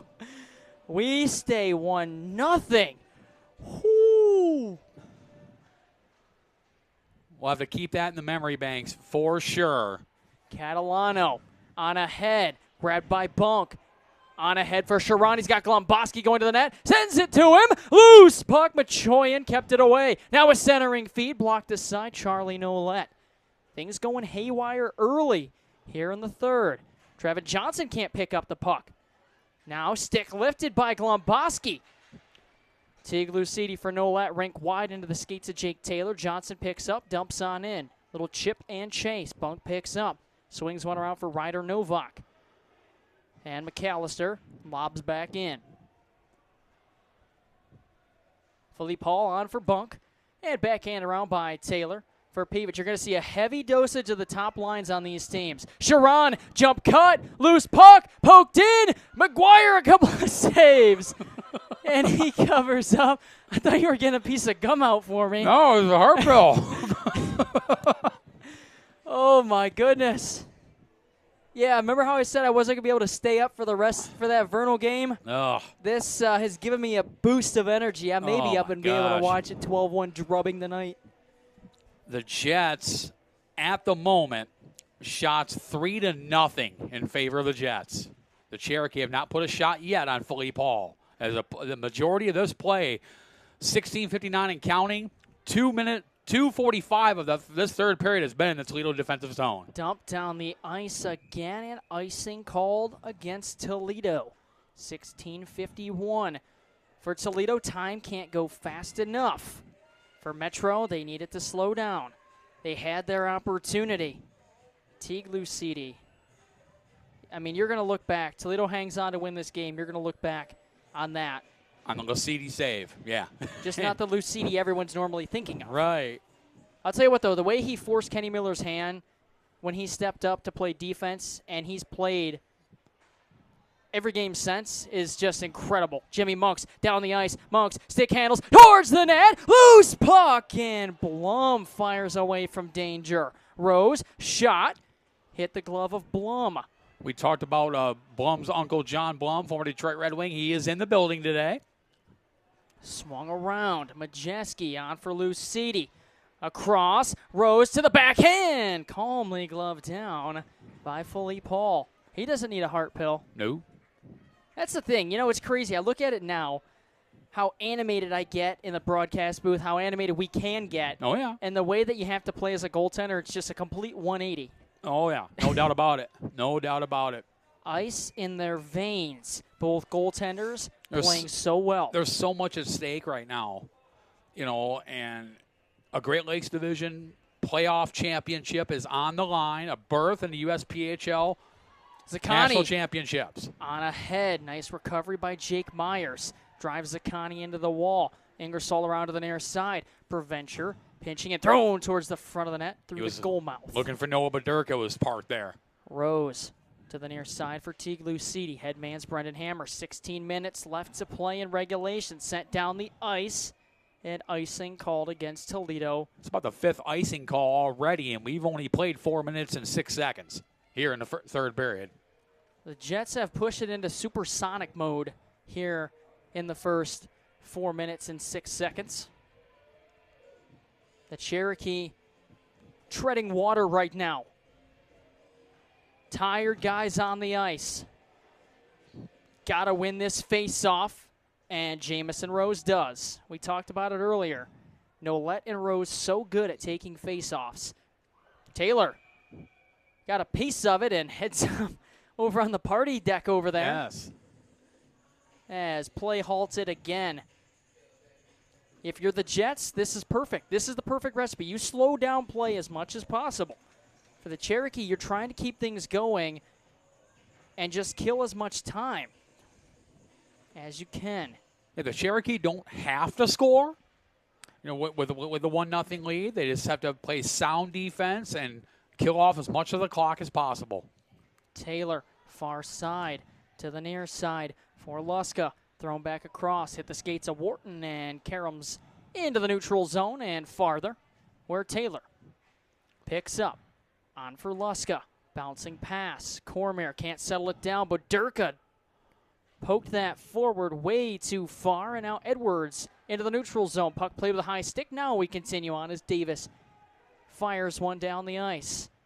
Philippe Hall for A.J. Zakani. Nolette angled him off beautifully. Zakani still with the puck. Slides one back for Luska. Across for Bunk. Bobby Lease unable to advance the puck any further. Lot of blue on the ice. Smart play from Hartzell. Yeah, Rob Gilmore and Grant Lipstaff were both at the Eagle Eyes on that visitor's bench. Outman with the puck. Knocked to the ice by McAllister. Nolette around for Bobby Lease. 14:35 to play in this one. Sent down the ice. It's got the legs for icing, and it's confirmed. Icing number 5 of this third period. 14.5 to play. I'm telling you, it just feels like time has completely come to a standstill here at the Ice House. We talk about last night and how high the tension was.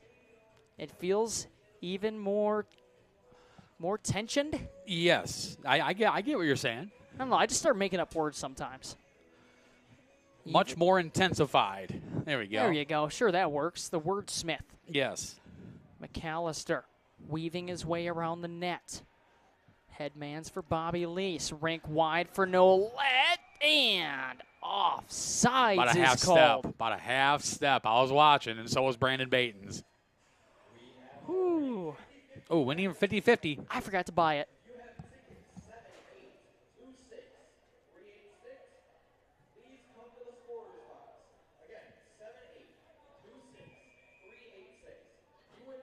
Darn. I was waiting to see the reaction.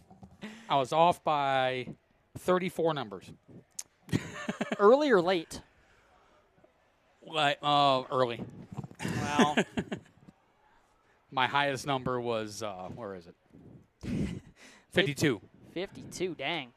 Big hit on the near side by Peevich. Bobby Lease across for Nolette, and Blum got a piece of it with the skate. Peevich back for Stone. Rattles on ahead. Airmails one in, and McGuire gloves it down and hangs on. 13:51 to go in regulation. Cherokee up by 1.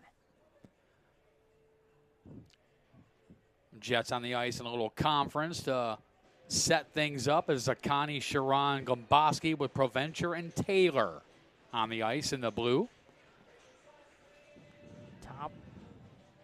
I mean, you can say any of the top 3 lines for Toledo is their top line. Kenny Miller opting for the Kraus line to counter. Gomboski back for Sharon. Now for Zakani. He's had opportunities in this one and has not been able to pot one. Provencher to the net. Blocked. Now Gomboski, the shot, and that was blocked as well. A lot of block shots for the Cherokee. Kraus is hauled down. We continue on. You called it early in this third period. Grant Libstaff has got the whistle in his pocket for the most part in this game. I mean, it's going to take a beheading at this point for a penalty to be called. Zakani back for Taylor. That or a little scrum, yes, little skirmish where both guys go. Yes. He's going to try and take himself out of this game as much as possible. Let the boys play. Yes. In a game like this, that's all you can ask. Provencher holds in, lost the puck, and Zakani tied up by Kraus, can't hold it in. Luska, Provencher to the red line, hoists one on in. Machoyan gives chase. Played to the near side. Luska in the neutral zone on a cross for Fleming. Errant pass, Venturini! Oh, what a play there. Daniel Luska bailing out his teammate Tyler Fleming, and here come the Jets back the other way. Coulter down the near side wing. Coulter drives down low. Coulter angled off by Machoyan and taken in heavily, and that's going to draw the attention of Grant Libstaff. It said it was going to take something big for Libstaff to put his hand up, and now is head first into the boards. May not have been intentional per se, but 2-minute minor for cross-checking will put the MetroJets on their 4th power play of the day as Machoyan heads off. 2-minute minor for cross-checking with 12:17 to go here in the third period. Well, that is going to even things up penalty-wise for a side now. Yep. I mean, you look at it. Shots, 25-24 in favor of Toledo. Goals, 1-0 in favor of Toledo. It's been a very evenly matched game. I mean, this is what you expect. When it's MetroJets, Toledo Cherokee, absolutely. Edwards, near side corner, ridden hard by Outman. Outman to the point, Boderka on across Taylor. Taylor down, Majeski shot, redirected, and McGuire. And Gomboski was right there at the doorstep. We talk about tension and how it continues to grow. This is the most heightened moment in this game. These next minute and 47 seconds determine who's got all the momentum. This period started out with the Jets, then the Cherokee made a push. Now the Jets with an opportunity to make a statement. Edwards peels away. Cormier fans on the clearing attempt. Now just hammers one around right into the skates of Sutton Majeski. Ahead to the point. Taylor, Boderka, and Taylor. Shot! Save made by McGuire. Cleared out by Cormier. Golden opportunity there by the Jets and Logan McGuire. Big save by the 19-year-old from Bloomington, Indiana. Boderka down the far side wing, taking Lucidi wide, cutting back in. McGuire holding strong on the post, and off the glove of Majeski. Halfway through this power play for the Jets, as the energy in here shifted from excitement to just plain old nervousness. Luska for Peevich, for Luska, and Zakani. Zakani around Lucidi to the point. Luska walks across, finds Peevich, dumps one off. Jackson Stone into the shin pads of Venturini. Down for Cote and Zakani. Venturini, it's held in by Stone. 28 to go on the power play. Stone on a cross, rink wide for Luka Peevich. The shot, and McGuire the save. That was a big save through a screen by Logan McGuire. And cleared down the ice, 15 to go. You know, I told Megan, I said, I don't bite my nails anymore because I had some dental work done. Yeah, it's the urge to bite my nails right now is so strong. Cormier picks up, back to full strength, both penalty kills. What do they have at Wendy's? The faux for faux. Yes, faux for faux. Yes, Edwards indeed. on a cross for Cormier. Back down for Kraus. In front, jam attempt. Johnson save made by Hall. Edwards throws one back in. Johnson tags up, picked up by Luska. Aiden Sharon down the ice. Edwards watching closely.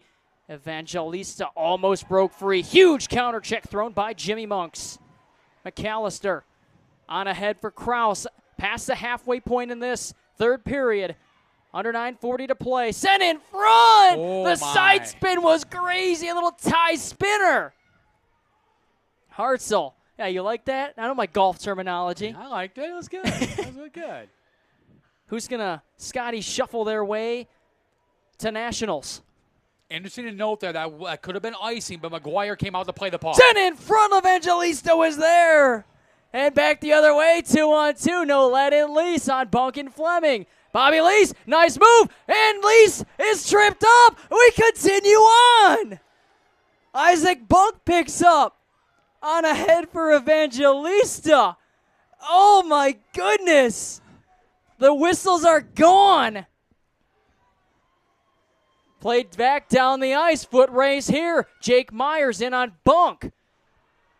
I mean, in a regular season game, that's probably interference. More than likely, yes. Teague Lucidi down for Lease. Ahead for Myers. The redirected save made by Hall. Isaac Bunk picks back up. Throws on the brakes. Far side corner. Myers.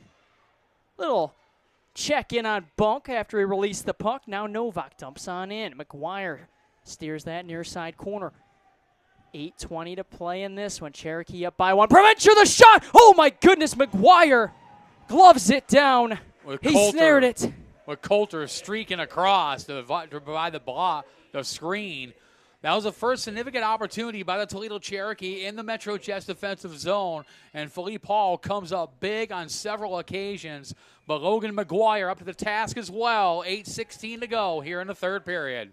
Cormier unable to get there. Outman pokes one along. Puck glued to the wall, now squirts free. Backhanded down the ice by Cormier. And that is icing number 6. 8:02 to go here in the third period.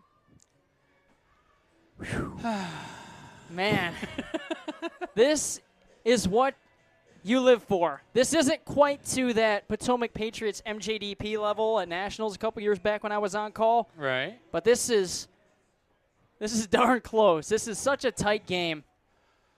As Cormier for Hammer on the half wall, stretches the ice vertically for Venturini. Takes Taylor out. Taylor continues the puck's momentum. Zaccani, been quiet, works around Hammer. Zaccani, hands off for Boderka, towards the net, and they score. A.J. Zaccani finally breaks the snide. Noah Boderka with the lob to the front of the net, a perfectly timed deflection, and A.J. Zaccani breaks the snide. He has been scoreless in this series, and Zaccani, the 19-year-old from Grosse Pointe, Michigan, his second goal in the playoffs. Zeke Fravor were tied at 1. It took a redirection to beat Logan McGuire in this one. Just thrown towards the net, heading wide. Nice redirection by A.J. Zaccani. We're knotted at 1. 7:37. Left in this one. Matt Preer, get them heart pills ready. I'm running out. We're going to need something. Calm me down. Fournier picks up behind the net. Headman's down the ice for Pivich. Back for Fournier. Zone entry. Fournier, the shot, and it rolled off the toe of his stick. Pivich can't connect with Blum. 7:12 to go in regulation. We're back. A.J. Zaccani is second in the playoffs. Jaden Provencher is listed as a single assist, but that should be Noah Boderka on the primary assist, and the secondary assist to Provencher. Icing called against the Jets. And that'll be at 12:22 of the third period. 7:01. It's a new hockey game, Zeke Fravor. Buckle in. The next 7 minutes may get bumpy. Shots 10-3 in favor of the Jets here in the third period. I mean, that's the storyline on this one, right? The third period has been all Metro. Toledo has not been able to make any inroads. The Jets have just hemmed them in. Now Toledo needs to find a way to fight back if they want to guarantee their ticket to Nationals. On for Peevich. Carries on in. Luka Peevich into the shin pads of Ingersoll. Teague Lucidi down the ice. Jake Myers. Nice play by who else but Daniel Luska. He's had such a solid game. And reversal of roles. Icing called on the Jets again. We talked about in the Toledo Metal Finishes pregame show. Keep your eye on Daniel Luska. He is the youngest player on the ice, just 17 years old.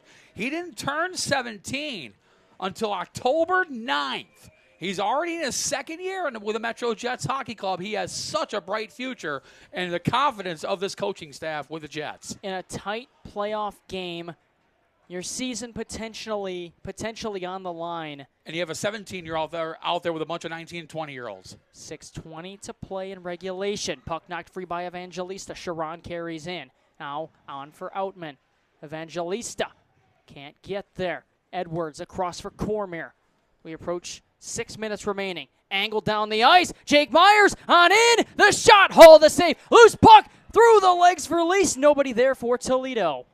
Sent down the ice. Outman can't control it. Edwards back up the boards for Myers. Now across for Bobby Lease. Poked free by Boderka. Noah Boderka jams one on in. Edwards backhands one for Machoyan.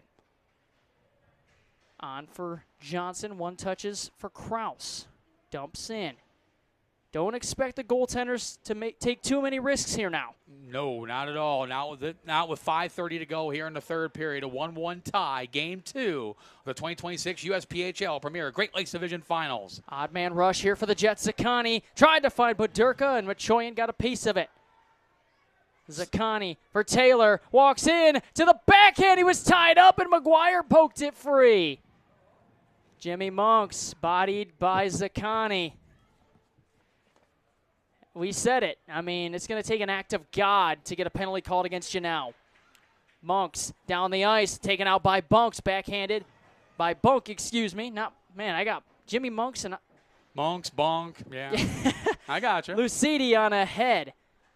Smart play by Stone. Nice bench awareness by Jackson Stone.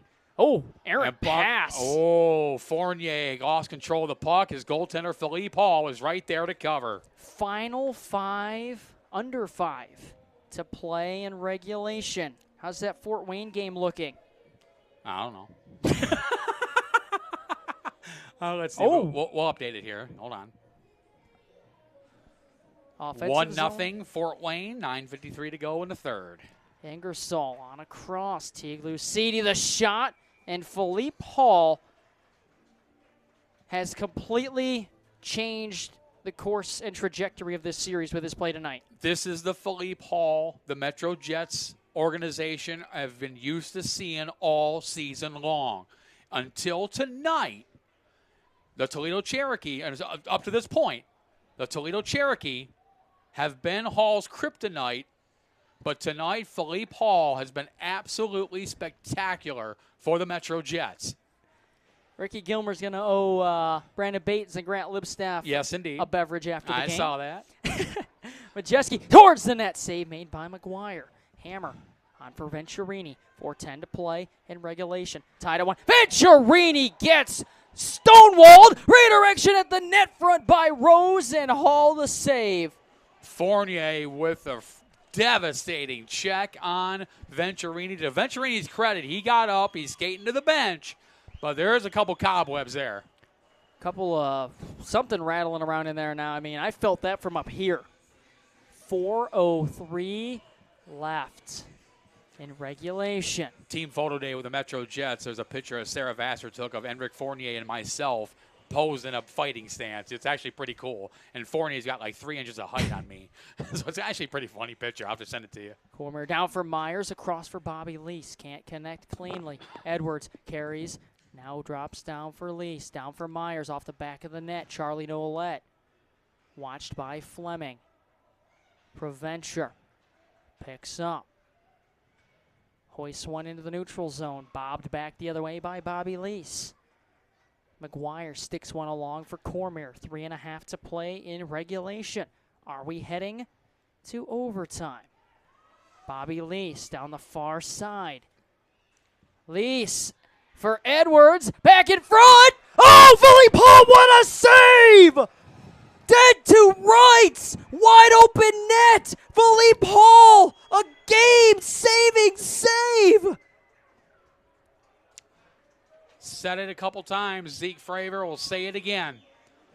This is the Philippe Hall the MetroJets have been used to seeing all season long.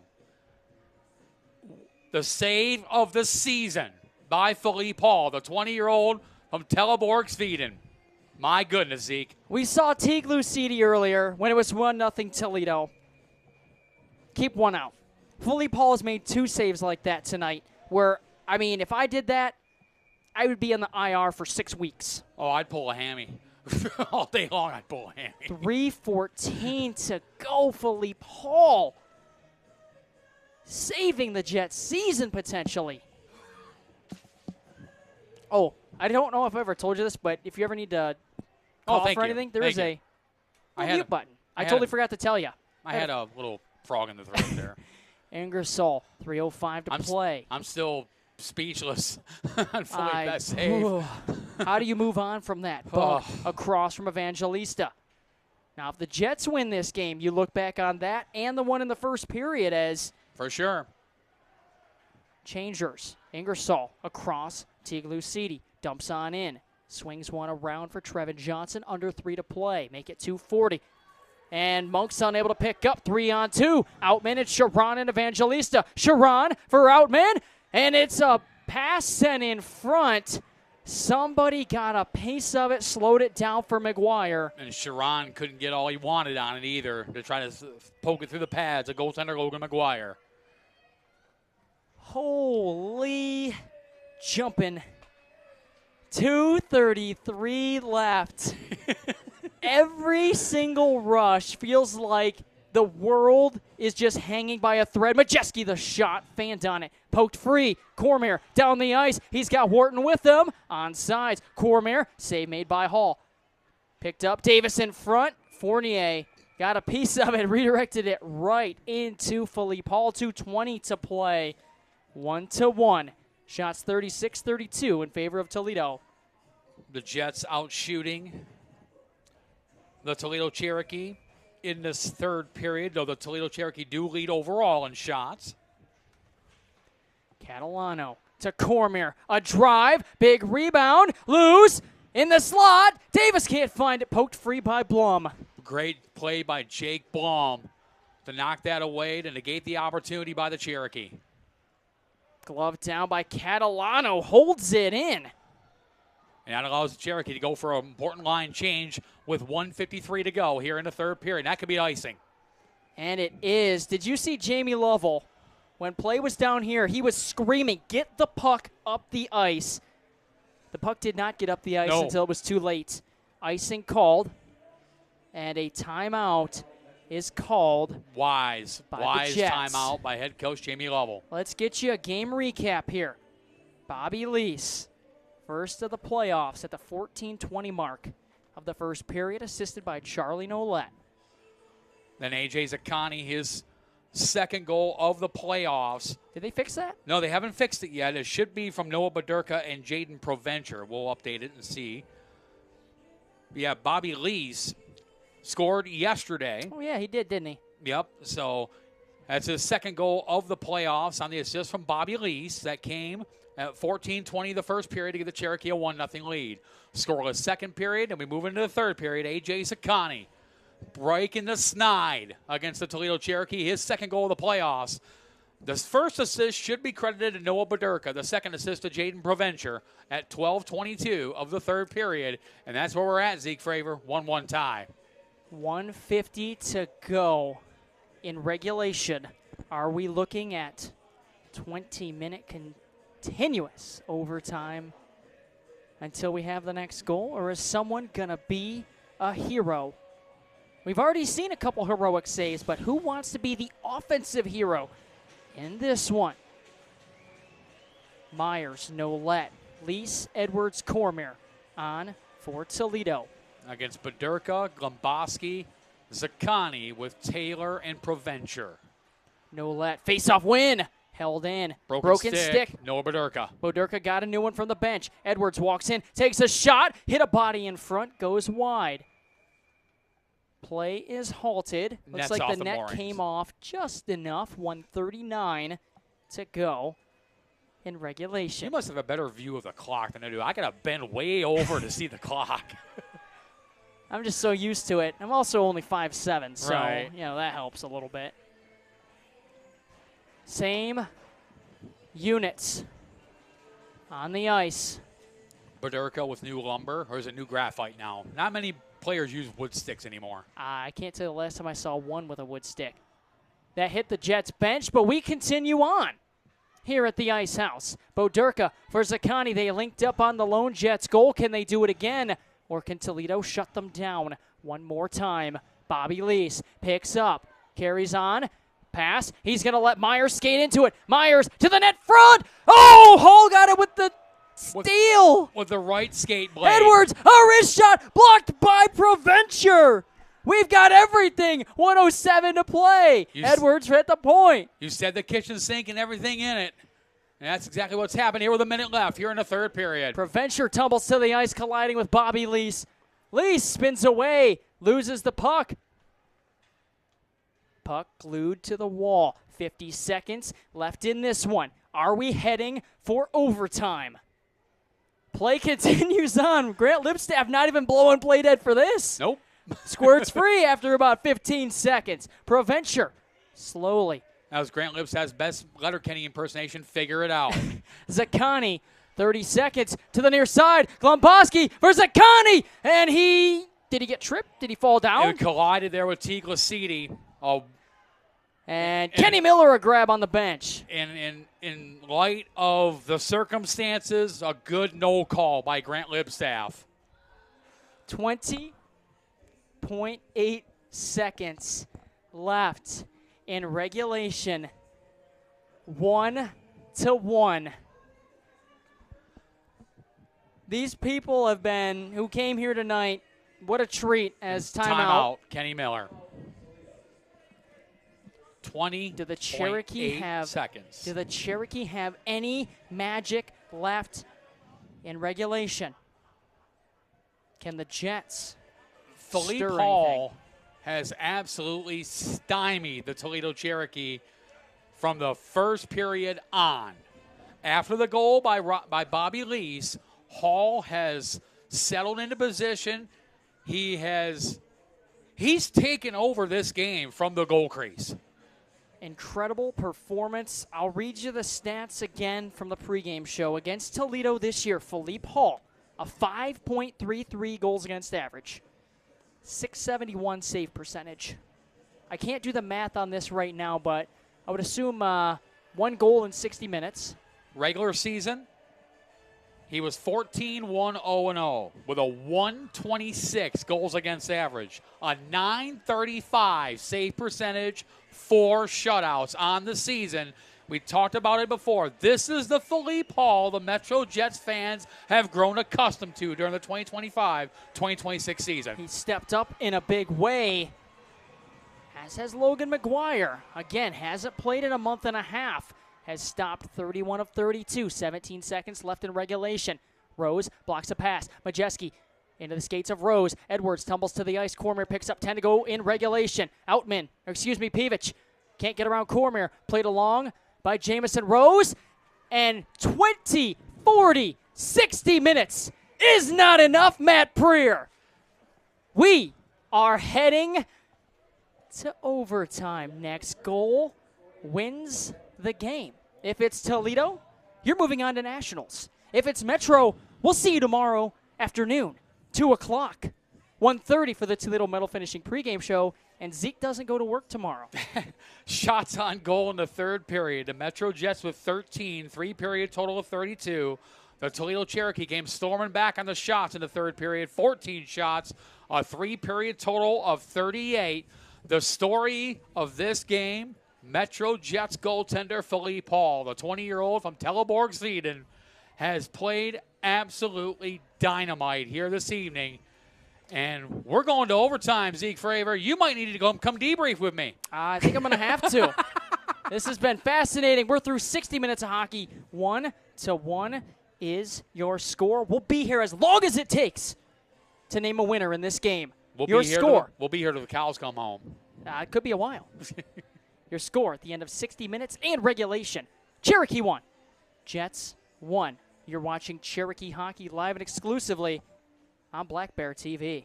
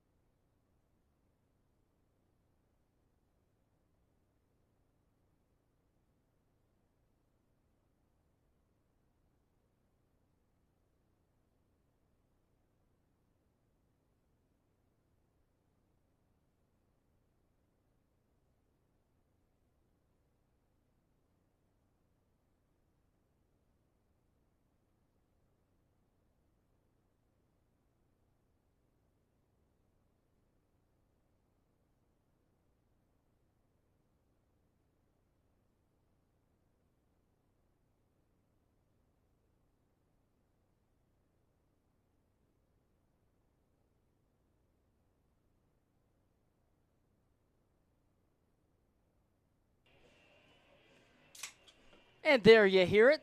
The Dr. Pepper Zero Sugar opened for Matt Preer.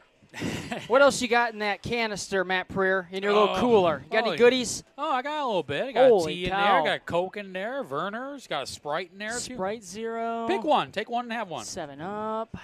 Coke. I can't do Werner's. That's bad vibes for a guy like me, right? We'll go with the Sprite Zero Sugar. We welcome you back to the Team Toledo Ice House. Regulation time is over. It's time. It's time. It's time for overtime. 1-1 is your score.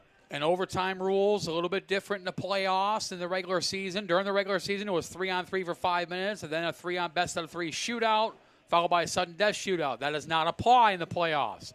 It is straight up 5-on-5 hockey, 20-minute periods until someone scores. We could be here a while. This harkens back to that one game at Nationals a few Yes, years indeed. back. Ended up being a double overtime game. Super exciting at points, super dull at times. It's going to take this game completely different than yesterday. The team that executes better in overtime is going to win this game. You said it to me before the third period. The team who scores next is going to end up winning this game. We'll see if you're a soothsayer or if Toledo can buck the trend. We do have our first Nationals berth out in Fort Wayne. Yes, indeed. The Fort Wayne Spacemen defeating the Chicago T-Rex. And for the a thriller, 2-1. fourth consecutive year for Fort Wayne? Yes. Fourth consecutive year, the Fort Wayne Spacemen advance to Nationals. Kaylee Schrock, congratulations to Kaylee Schrock, John Finch, and the entire Spacemen organization. One team can join them tonight if they win. On the other side, we could see you tomorrow. We don't know. Out in the Atlantic, we do have a final as well. Westchester Wolves defeating the Powell Junior Islanders. And we'll play the Connecticut Junior Rangers in the Atlantic Division final. The St. Lazare Avalanche defeating the Montreal Black Vs by a score of 2-1. And they will play for the St. Lawrence Division final. Who they play? Well, you're going to have to wait and see tomorrow at 3:45. Hawkesbury and Universal Sherbrooke. 1:50 to go in the third period. Tampa Bay Juniors Florida Eels tied at 5. That is game 1 down in Tampa, Florida. And a game with relevance to both of our clubs. The Fresno Monsters, Ontario Junior Reign tied at 1, 2:05 to go in the second period. Ontario doing what they couldn't do last night and solving the Monsters. Northwest Express up 1-0 over the Wisconsin Rapids River Kings into the second period. Northwest Express looking for the 2-game sweep. The Minnesota Squatch in control over the Minnesota Blue Ox, 3-0, 2:50 to go in the second period. And the Vernal Oilers, Seattle Totems get underway in less than an hour. We could be here that long, Matt. We could be watching it. We could be kind of hanging out, kind of tuning into that game a little bit. You never know. If you're out there in USPHL land, wherever you are, or you're just tuning in here on Black Bear TV, we welcome you to the Great Lakes Division Final. Toledo leads 1-0 in the series. We're tied at 1. 20 minutes of playtime will be on the clock momentarily. It's very simple. Next goal wins. That's the way you like it. One team, we're going to preach on it, can guarantee a berth with a win tonight. The other will go back home happy and come back tomorrow for an afternoon matinee game 3. Here we go. Zeke Fravor. It's overtime hockey. USPHL Premier Great Lakes Division Finals game number 2. Puck drop. We're underway. Charlie Nolet off the face-off back for Cormier. On for Edwards. Who's going to be the hero? There's one hero from a couple years ago, Jake Taylor. Not currently on the ice, but he had that overtime game winner for MJDP over the Potomac Patriots. It's that overtime playoff experience that's going to play a key role in the outcome of this game. Glove down by Cormier and dumped on in. Fournier tumbles, and Myers knocks the puck free. Fournier quick on the recovery. Jake Myers. Fans. Nolet. Furlise. Through the wickets of Nolet, who jumps on in. Every little mistake amplified times a billion right now. Bobby Lease takes the puck free. Next goal wins. Jimmy Monks to the point, Teague Lucidi back for Monks. Jimmy Monks, head fake.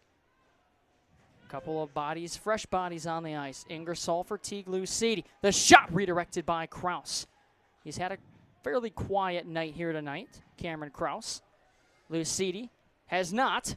He saved the game for Toledo in the third period. A.J. Zaccani, fresh to the ice. As that is flipped up, heads up in the scorer's box, Brandy Gravel. Look out. Minute 19 into overtime here. Jets haven't had much of the puck. That faceoff is going to be deep in the Toledo zone. This is what you came for. Getting your money's worth. Free, if you're a fan here in the stands tonight. Free hockey. I'm very impressed, Zeke Fravor, with a crowd on hand. This is pretty full in here. This is, this reminds me of the COVID year when the Toledo Walleye didn't play. This place was packed. Oh, yeah. They didn't care about no Rona. Right. In 2020. No, it's funny. I was looking through my memories on Facebook yesterday and today. It was right around the time of the 2020 USPHL Nationals that were eventually canceled, and I remember having to scramble and everything to get back home. Where I remained for 2.5 months. For Monks, and then everybody went crazy. Oh, gosh. We're not going to get into that too much. No. Cormier ahead for Johnson. Played on in. Cameron Krause, far side corner. Swivels one down and around. Look at this. I texted my manager. I said, we're heading to overtime. He said, oh, boy, need a hero. He wants me at work tomorrow. I would love to be at work tomorrow. Matt Preer would love to be back in the Mick Gonzalez press box tomorrow. Absolutely. Edwards into the body of Glomboski, gloves it back down. I've gotten used to the surroundings here in the Mick Gonzalez Memorial press box. Sharon, a nice move. Lost the puck to Edwards. Angles one ahead for Jimmy Monks. Carries in. Monks lost the puck. Jamison Rose. The shot, Philippe Hall. Look at that. About a foot outside of that crease. So calm, so cool, so collected is Philippe Hall. 6'2", 175 pounds, playing bigger than that tonight. This has been a pretty exciting overtime already. 17:44 left in the first overtime period. Obviously, we're tied, or we wouldn't be here. McAllister knocked away from the puck by Evangelista. Outman tied up with McAllister. Rose acutely around the boards for Hammer, who hammers one down the ice wide of the net, and icing called against Toledo. This is the time of the game where your third and your fourth lines become oh so important. Your top 3 lines have played a full game now. The fourth line, unless you're consistently rolling 4 lines, your fourth line has not seen as much ice time. Translation, fresher legs. Outman from the half wall. McAllister swivels one around from Machoyan. Backhands to the near side. Venturini axes one out of the zone. Fournier. He was also on the MJDP team, correct? He was. Him and Taylor were teammates in that game. Hammered out of the zone. Hammer carries in. Tough as nails. Drop pass. No let's pass. Blocked by Evangelista. Karams up into the Cherokee bench. 17:01 left in overtime. The first overtime. Shots at the moment, 4-0 in favor of the Cherokee. 42-32 overall. A heavy workload for Philippe Hall. That scoreboard's usually off by a couple. Yeah, looking at the online score sheet. Offensive zone draw for the Cherokee. Loose puck. Bobby Elise kicks it free. Picked up Jackson Stone. Flips one into the neutral zone. Ingersoll up for Myers. Trying to get it to Elise and unable to do so. Luska off the glass. Played huge minutes for the Jets tonight. Stone overskates the puck. 3-on-2 for Toledo. No let. Carries on in. Block pass. Another shot. And hold the save. Big rebound. Jake Myers around for Bobby Lease. Works back up top. Ingersoll for Lucidi. Some traffic in front. Pinballs around. Luska towards the blue line. Ingersoll unable to glove it down on one knee, so Teague Lucidi retreats to pick up. Line change for the Jets. Lucidi ahead Second opportunity for Nolet, trying to drive wide on Bodirka. Nolet tumbles to the ice. Couple of fresh bodies now on the ice for Toledo. You'll see some shorter shifts. Cormier. That's the other thing, Matt. The long change here in overtime. Yes, indeed. That becomes oh so important. We know how important it is in the second period. It's magnified infinity in overtime. Incredible crowd on hand. There's a Toledo Swarm game, the APHL. Next, they were expecting to see the Swarm on the ice for warm-ups, but you get to watch this game for free. Weren't they? Did they used to be the Toledo Mobsters? They did. There was a whole thing there. Got you. Okay. Fair enough. Little rebrand, you know. Okay. Glove down to the half wall by Cormier. And the pass knocked away. A.J. Zaccani, the game on his stick. Zaccani to the backhand. Save made by McGuire. Oh, A.J. Zaccani again found himself all alone. He could never quite control the puck. He had possession, but could never get the puck settled down. Here he is again, Zaccani. The pass for Bodirka hopped over his stick. I think that's the first time I've ever used the game on his stick that I can remember. Nice. Shout out Doc Emmerich. There you go. Cameron Krause, Bowling Green State University grad there. Yes, indeed. Doc Emmerich. Former Fort Wayne Comet broadcaster. Certainly is. Worked in Port Huron for a while. Yes. Uh-oh. Luka Pivich carries in. He's got Glomboski towards the net. And a loose puck. Jace Weimer battling away with Glomboski, Krause, and Edwards also helping out. 14:35 left in our first overtime period. If you're just tuning in, we welcome you to the Team Toledo Ice House. Grant Lipstaff talking to him, telling him to play it. He's telling him to play it. You're going to have to figure this out. Nobody can dig it free, and now Edwards does. Lost the puck to Stone. Johnson way too far ahead of Jimmy Monks, and Fournier dumps back on in. Trevin Johnson around Blum for a moment, and now Monks for Krause. Through the Team Toledo logo at center ice, Krause works out to the far side. Perimeter work for Krause around Fournier. Unable to work one to the net front. Krause upended by Blum. Jimmy Monks looking, finds Lease. I think he was trying to go up top for Ingersoll, who has it. Now Lease through the slot. Lucidi, backhand, forehand, works down low. Teague Lucidi in front. And picked up by Gabe Outman. Pitch down the ice. Ingersoll, nice recovery. Carries on ahead. He's got Jake Myers with him. Myers with the puck now. Myers for Nolet. Nolet towards the net. Hit a body. And Myers ushers one up to the point for Charlie Nolet. Across the way he goes, Jake Myers up top for Owen Ingersoll. Shot, hit the glove of Blum. Ricochets right in on Hall.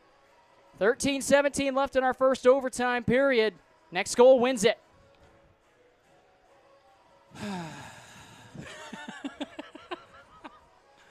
I have one more heart pill left. You know, it's a good thing I had that. And a vitamin. It's a good thing I had that. I'm going to go to the vitamin first. That energy drink this afternoon with my Saturday Chipotle. There you go. 13-17 in overtime. Period 4. Zaccani unable to break free. One touches to the near side. Sharon can't get there. Lease for Nolet. Works outside in. Lost the puck. Zaccani unable to get around Jay Cormier. Stick lifted. Tries to kick it free. Zaccani back the other way. Cormier on his inside hip. Thrown towards the net. Sticked aside by McGuire. Hadn't seen action since the last time the Cherokee played the Fort Wayne Spacemen. February 1st. Myers. The shot. Save made. Towards the net, Philippe Hall steers that aside. Preventure right there to pick the loose puck up. Lobs one into the neutral zone. Glove down by Jamison Rose. Onside play. Rose, sideswipe. We continue on. Cherokee bench incensed with the no call. Big hit thrown on the near side. Be careful if you're McAllister. Sharon broke the stick. Of Aiden Sharon, yeah. Taylor on ahead for Evangelista. Dumped in. Onsides play. Cameron Krause pokes one along. Krause down the ice. Knocked out of the air by Bunk. Bunk to the near side. Angled perfectly. McAllister back the other way. Fleming watching out for the loose gear on the ice. Redirected in. Zach Pachoyan, far side corner. Tries to jam one around. Cameron Krause picks up far side corner. Into a trio of Jets. And that loose puck picked up by Fleming. Swings one off the wall. Too far for Boderka. And icing called against Metro. 11:39 to go in the first overtime. Tied at 1.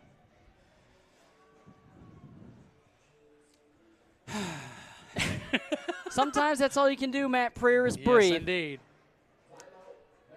And the Metro. Jets wisely call a timeout. Not a bad idea. You get one a period in overtime. I mean, you're not going to pull the goalie or anything like that. So it's wise. You know, that line had been on the ice for well over a minute. Smart play. This is the chess match as well. And the 2 periods of play. Ontario Junior Reign up 2-1 in the Fresno Monsters. That could throw a little wrench into things. Good. I'll tell you what, we will know a lot more the further this game goes. Yes. Certainly will know a lot more. 1-1 your score. Bobby Elise and AJ Zaccani, the goal scorers. And in a sort of way, obviously the Jets and the Cherokee are enthralled with each other. But going back to the 2 wild cards and everything, the Cherokee and the Jets are kind of Ontario Junior Reign fans right now. Kind of. Let's check out those power rankings. Oh, they're right in front of me. You take out the Monsters.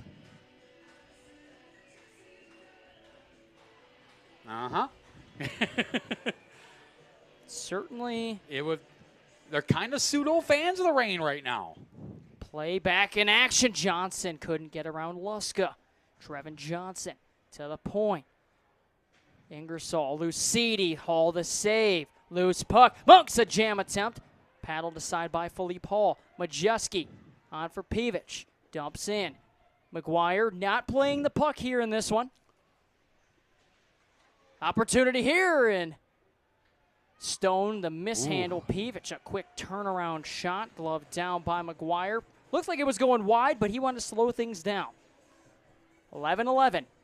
Lots of ones on the scoreboard. 11-11 left in overtime. Yes, Scores indeed. 1-1. There's an awful lot of ones. It's 11-11. Make a wish, everybody. Yes. I know what I'm wishing for. I know what you're wishing for. Yeah. I'm wishing for world peace.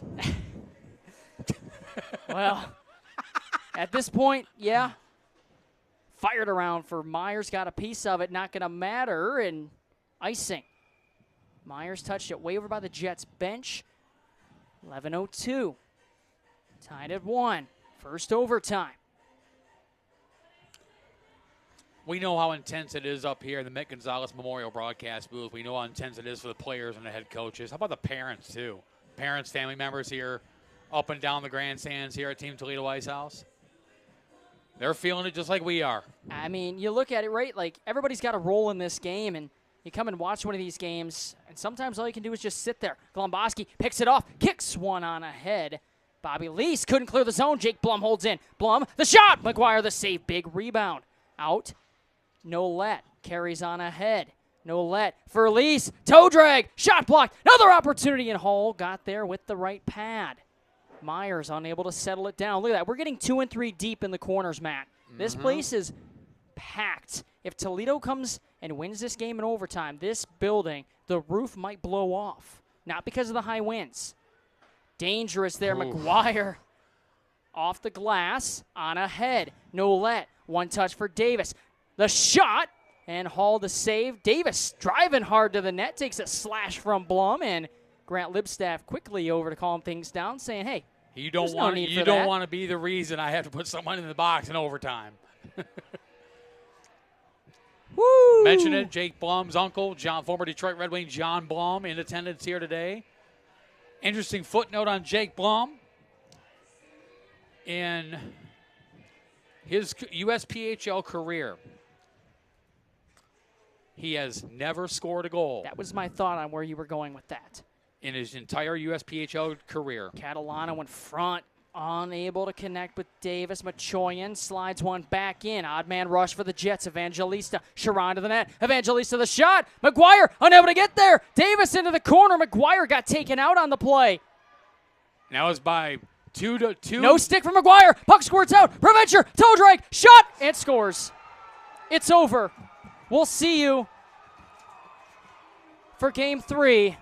And we got a little bit of fisticuffs after the game here at the net. Gabe Outman and Jace Weimer.